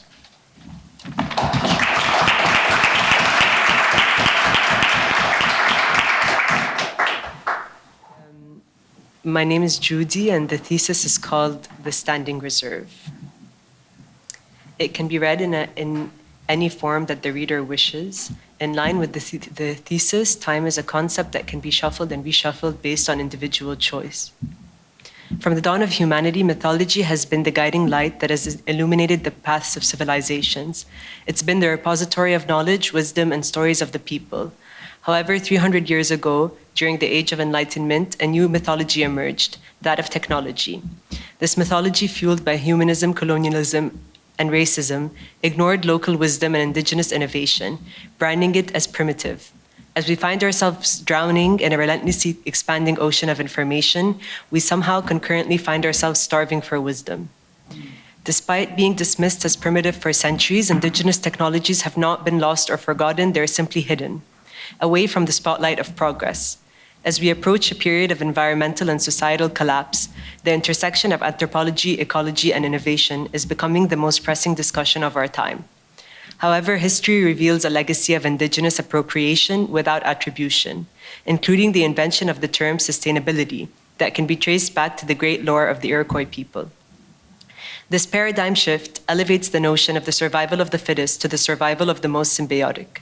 The knowledge practice belief complex provides a framework for this thesis and the understanding of traditional ecological knowledge through 4 interrelated levels of ecosystem management, including the knowledge of organisms, resource management based on local environmental knowledge, tools, and techniques, community and social organization, which fosters coordination, and worldview that involves ethics and general belief systems. Each aspect of this complex plays a crucial role in maintaining a symbiotic relationship between humans and nature. This thesis is also based on a different level on Strifa's agricultural approach that's centered on the idea that culture is sustained, challenged, and potentially transformed through the interplay of power relations between environmental, economic, and political structures. Watersheds, such as rivers, are embedded in a web of interactions and movements that redefine their values as they are integrated into interdependent systems. The Columbia Basin, the subject of my thesis, is a 700,000 kilometer squared basin in North America, with about 85% of it in the US and 15% in Canada. In order to understand its cultural landscape, we must understand its history. There are 16 tribes that currently exist within the basin. They share a common belief system centered on the reverence for the first foods: salmon, water, huckleberries, and roots. This system is derived from the tribal creation myth that when the world was created, the creator asked the organisms who would take care of the Indian people, and they presented themselves in a specific order. This promise is remembered in the order that food is served in the longhouse up until today, during the annual first food ceremony, beginning with a drink of water and ending with the eating of the salmon. This ceremony is a testament to the reverence for nature and the interconnectedness of all things. The serving order has remained consistent since time immemorial, reminding the plateau tribes of their reciprocal responsibility to maintain and protect these foods. It dictates their migratory patterns, their social and architectural structures that were centered on food harvesting and the survival of the community. Hence, these sacred rituals are indistinguishable from the profanity of their daily life, and they cannot separate natural resources from cultural. Their migratory patterns are an excellent example of how indigenous communities have shared their knowledge and practices through widespread practice, oral history, and ceremony. They migrated from winter villages to fishing villages, where women engaged in the assembly and disassembly of communal log houses, while men respectively engaged in monitoring and platform construction or weir construction for fishing. These dual processes shared both the profanity of their daily lives, the sacredness of ritual, and the cyclical aspect of their lives. In 1855, the US government passed the Stevens Treaties that stripped indigenous communities of 120,000 kilometers of ancestral land through various means such as manipulation, feigned compassion, and coercion. Despite their paper rights to water, the tribes faced off-reservation arrests, closures of accustomed fishing areas, and the destruction of entire river channels due to the construction of dams, shipping channels, and infrastructure. In many cases, water rights are allocated on a first use principle. Through the lens of Western governments, this is understood as first productive use that fails to account for the historical and cultural rights of indigenous peoples. Hence, wet rights versus paper rights is not just a legal or bureaucratic issue, it's a question of morality. On January 17th, the US and Canada in 1961 ratified the Columbia River Treaty, under which 40 dams ultimately were built along the Columbia River Basin. This form of management was utilized to optimize hydropower production, as well as to determine how the benefits of the river would be parceled out. An estimate of 3,000 citizens, hundreds of farms, and 12 communities were permanently displaced. The execution of the dam operation along the river, in the absence of the consultation of indigenous communities, was a prominent form of cultural genocide. Currently, we're amidst negotiations for the renewal of the treaty. Amongst these negotiations, the nation-states are sustaining their engagement with the Columbia Basin indigenous nations to safeguard their priorities and resource requirements. Within these forums of knowledge exchange, basin tribes are often requested to reiterate what they mean by ecosystem function. Okay. The tribes and First Nations have engaged in transboundary collaboration to compose a set of shared recommendations to the US and Canadian states entitled the Common Views. which are driven by the protection and recognition of the tribe's treaty rights, specifically the protection of cultural, tribal, and economic resources of the basin.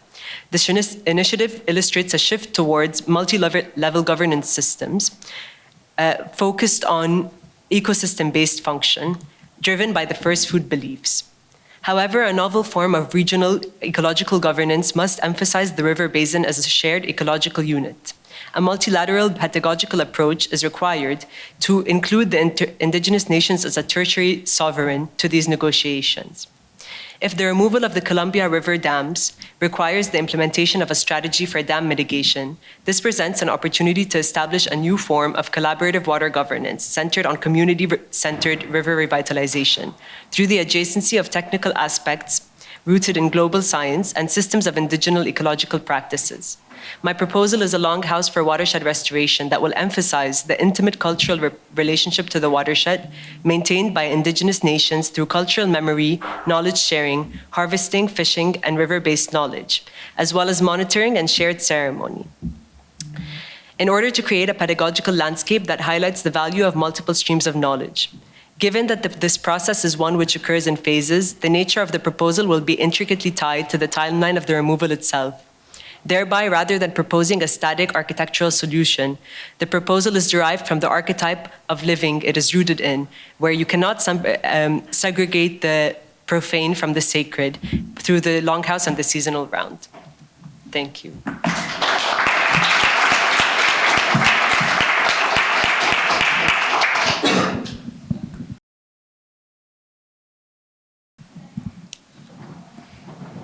Right.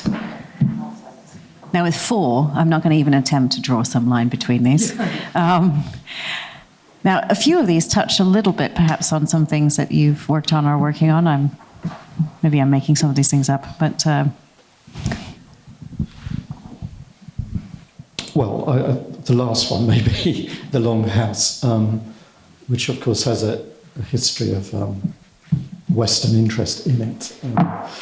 But my question was really about structure, I'm afraid, because 2 of the theses and the way you've presented them kind of imagine a reader who actively chooses which parts of the thesis to read. And yeah, it's a kind of modernist literary technique, isn't it, from probably the 50s, if not before, the 60s. Often when we structure a piece of writing, well, obviously structuring takes different forms, but I guess that we come to a structure sometimes more often than we impose a structure. And I just wanted to ask you all to reflect upon your structures. How immanent are they in the material? In other words, how far do they come out of the material, and how far they are structuring devices, imposed on the material? And of course, in that, so I'm asking you to reflect upon your structures. But so then, how far is the structure suitable? A suitable means to communicate the material that you're working with. If you want to take the microphone off, and then you can.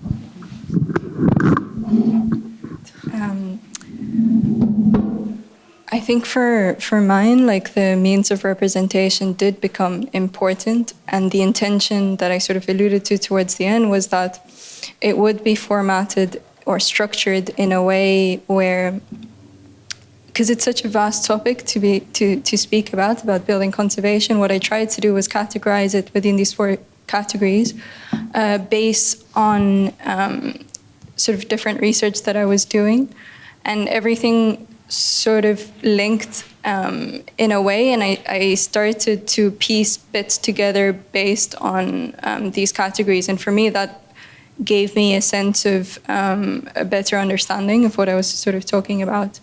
And the intention for each person to come and sort of formulate their own ideas based on what I had written was for there to be a bit more conversation based on the case studies presented.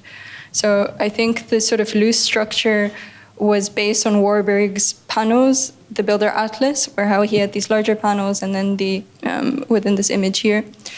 The proximity of the images within those panels seem quite randomized, but I think there is a lot of meaning towards that, and I did try to understand that a bit and pull it out within my own thesis.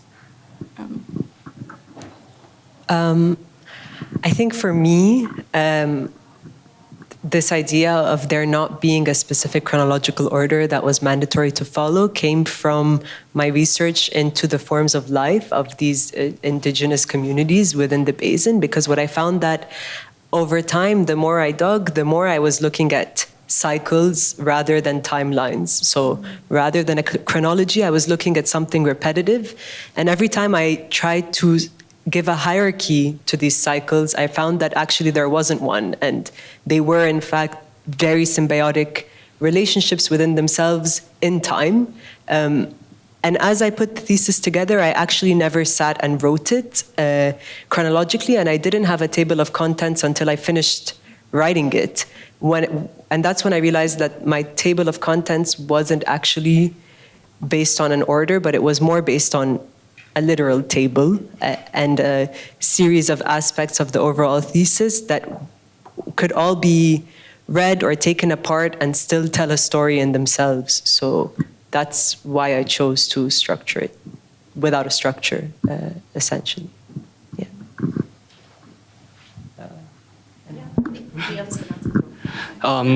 I think for mine, actually I organized the structure quite chronically, like in the timeline, because I think at the very beginning, I only have the material of the like the Taba village, like how the system kind of perform in the modern context, and also the king's rituals. And then I was advised that it might be useful if we take a look back to how this kind of power structures take form, like maybe in the even prehistoric time, Neolithic. And I think I quite benefit from this kind of observations. And this tells like how this kind of structures, power knowledge structure evolved from the ancient time to modern times, and also how the architecture plays a role in this kind of performance. Yeah, so that's kind of my structure stuff.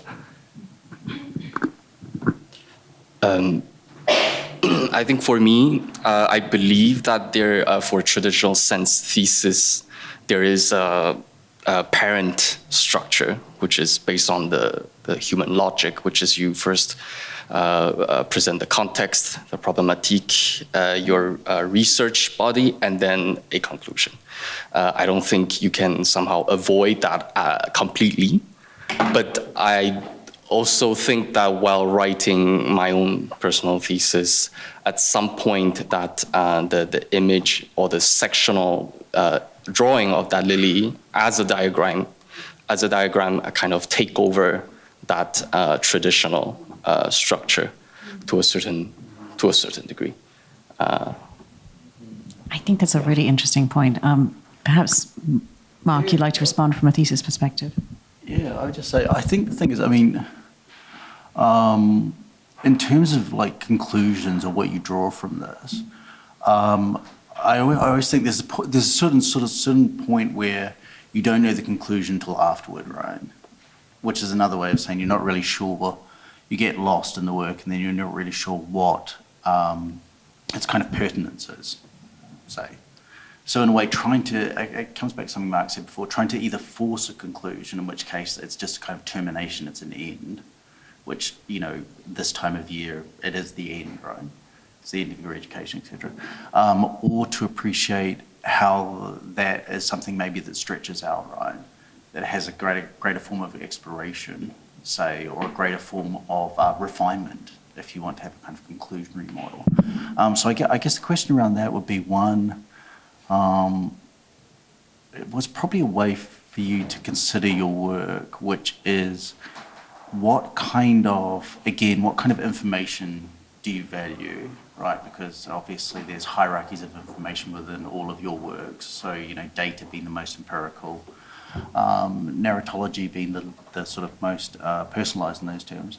But how do you then, in terms of, again, appreciating that kind of information, begin to formulate what for you is the kind of legitimacy or the responsibility of the work? Because I think you can obviously overload the responsibility and taking it on, in which case it again becomes somewhat forced, or you can appreciate that you're doing something that has a kind of contribution, you know, both to yourself and to the wider fields, and then allow that to grow out. So if you could just say a little bit more about what you see the responsibility of your own work, particularly as you are coming to the conclusion of your educations, right? And the way in which you feel you're able to articulate that or not, right? You know, because you all do it very differently. You have very different forms of approaching it. You know, very different techniques if you want to talk about allegory or drawing or the kind of methodologies you're going through. But under that, I would say there's probably an idea that you're all looking for something that has a kind of an adherence to the responsibility and the usefulness of what you're trying to produce. Do you want to start with that?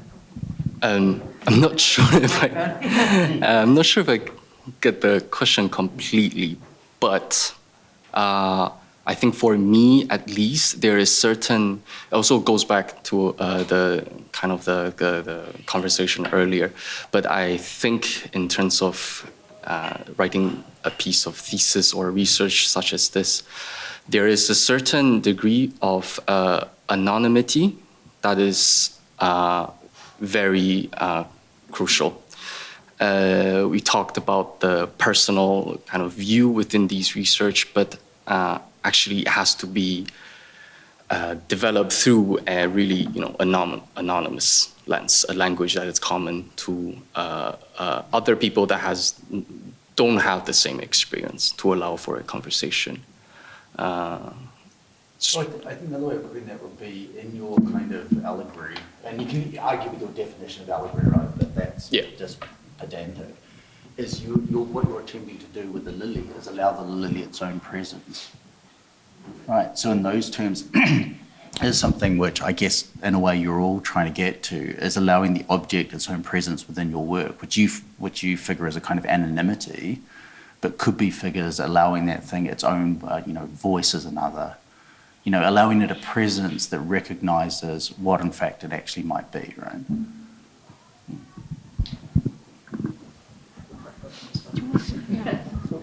You go first. No, I'd like you to Okay. I think. I think for me, this idea of concluding I think I'm against it because of the AA, maybe, because I think at least for the past 6 years, we're always taught to question our own conclusions. So instead of saying, this is what I think, we have to ask ourselves why we think what we think. And in my essay in particular, I think my entire thesis is actually about the problematic aspect of conclusions being made without the voices that they're being made for or about. And I think I struggled a lot this year with coming to a conclusion about a topic or a space or a community that isn't necessarily my own. And my conclusion was that this topic is much bigger than me or my own research, and I've barely started to scratch the surface. And it's something that I actually would love to dive further into with the communities that I'm talking about and come to, rather than conclusions, new arguments based on that, or new conversations, new narratives. So for me, it definitely isn't something that I would have a conclusion on in a year or in a thesis, but something much larger than that. I want to come back to the two of you as well, but I think this is becoming a much larger conversation. I'd like, Sylvia, if you'd like to interject. Yes, please. So let me try and think. the art historian Panofsky said something really funny, which when I read it, I remember thinking, I'm so much better than that, I'd never do that. And I'm about to do it. So he basically said that there's no nonsense that some historian will try and turn into sense. So I'm now going to take some nonsense and try it. It's completely arbitrary, the order that you guys have presented it, okay? Nobody thought about it. I think it was alphabetical. But, so like, literally, like no sense in that. But in the act of transforming nonsense to sense, I now have the impression that if I were to take the first three, I could almost make an icon of their subject. So I can turn Grenfell into an icon, you know, like with a defined border. I can do that for your islands. I can do this for the, is congregation the right word? Yeah, congregation. And then all of a sudden, maybe I can put an outline for you. Maybe, like I can turn it into an icon. But, which brings me to the part where I'm gonna try and make sense. I suppose my question is when you commit to this process of writing, which is, for lack of a better word, anti-conclusion, where do you make your constraints? Where do you set parameters? I think one of the things which, I'm gonna say this, I do actually think this, there's so much generosity in your writing by not creating any borders or any boundaries that I have the impression it must be frightening, because there's nothing like no parameters to scare the bejesus out of somebody. So my question is, where in this non-conclusive way of writing, where do you allow yourself a constraint, a border, a moment where you're like, that I'm not gonna go. There I don't wanna, nope, too far.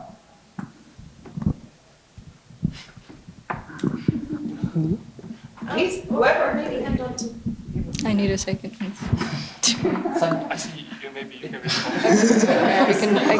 I can try and respond to that. I think I really got into kind of like obsessed over Warburg. So this kind of understanding of constraint was really deep into understanding his work as well, because it seems like it's never ending. It seems like it's infinite, but actually it's not when you really sort of understand it. And I have to be honest, and within my own work, I did struggle a lot with kind of constraining things, and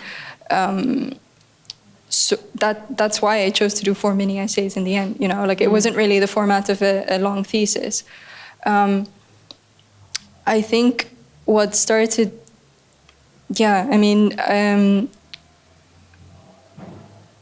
for me, drawing the certain illustrations that I showed, showing certain case studies holistically, really helped me to understand what exactly did I want to pull out from each one. I don't know if that answers your question, but can I, in a sense. Can I bring Mark back into this conversation? Because I think there's a wider issue of the value of structure. Because again, I think I'm not going to put you in the same camp as me. I do come from a much more rigid essay background. So I do come from a tradition of the essay as an arbitrary exercise in many ways, but the thesis having a level of self-containment. And so I'm naturally nervous of the self-consciousness of this inconclusiveness. And while I think it's important, particularly within an architectural and design context, not to seek a solution, concluding something is not, for me, a problem. And a structure has been used. I mean, you adopted a structure. You also adopted a structure, and there's an internal coherence to that structure where you were attempting to find an incoherence. And I'm kind of curious from your perspective, having asked the question, whether you have a particular take on this within the context of education or contributions to research, how we write. I mean, conclusions can be contingent. You know, I mean, when a PhD thesis is finished, it's important to emphasize to a student that, you know, that's only part of the process, actually. You know, that they're then going to try to publish this thing as a book, and that involves a whole So conclusions can be contingent. But by not having conclusions, not having a kind of argument that is structured, I can see the argument for not having an argument. I can see the argument for not having structure. But I wonder sometimes whether we don't, what's the word, defang. Yeah? That's not the word I'm looking for, but you know what I mean. Delegitimize our own kind of material, our own case, the drives that bring us to that material in the first place. We're kind of like saying, actually, no, I'll let you decide. Well, you've arranged the material, you've researched it, you've written it. Kind of, what's wrong with having a few contingent conclusions in the end? A willful destructuring that has its own order. Yeah. I think, again, I'm slightly wary of the pick your own adventure, having presented it in a singular order, or even having presented your own writing as a presentation in a singular order. So I think that there are some peculiarities. Nerma, did you want to add to the conversation? Yeah, and I think thank you again for such great presentations. They're very rich and very different. And before we started the conversation about conclusions, I was going to actually ask you about not just open-endedness or vagueness, but also there were some, I think, important omissions and also contradictions, especially in the Lily's thesis, which is potentially where the argument can be crystallized or made, but also where it might be kind of stay unresolved. So I'd like to ask you, if you can, to identify the part of your thesis. Mark was talking about how thesis can and should be seen as part of the bigger, longer work. Which part, and it's probably not in the conclusion as you have it now, maybe has the most potential for further pushing or for resolving some of the arguments or some of the contradictions that you've identified?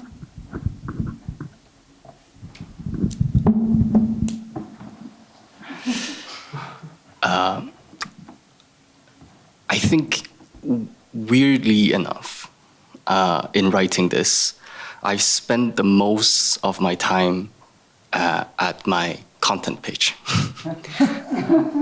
Weirdly enough. I don't think it's a good thing, but it's somehow arranging and rearranging the specific data or knowledge research that is collected in itself will inform the conclusion, at least for me. I think that in other disciplines, the conclusion of a thesis would be referring to the hypothesis. That's it. But somehow in architecture, that usually is not the case. You don't really answer the thing you set out to answer because it led to something completely different. I think that would be absolutely the case for me. Maybe to answer, for me at least, the content page.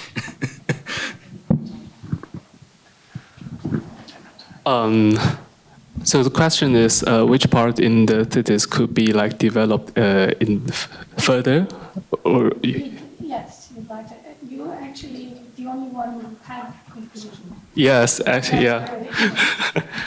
It might not be part of that. It might be something which has potential. So I think in my case, because at first I'm not like a anti conclusion. So yeah, I think for me the arguments in the article is quite crucial and essential. There's must be kind of a thread that's organizing all of the materials you have in the articles.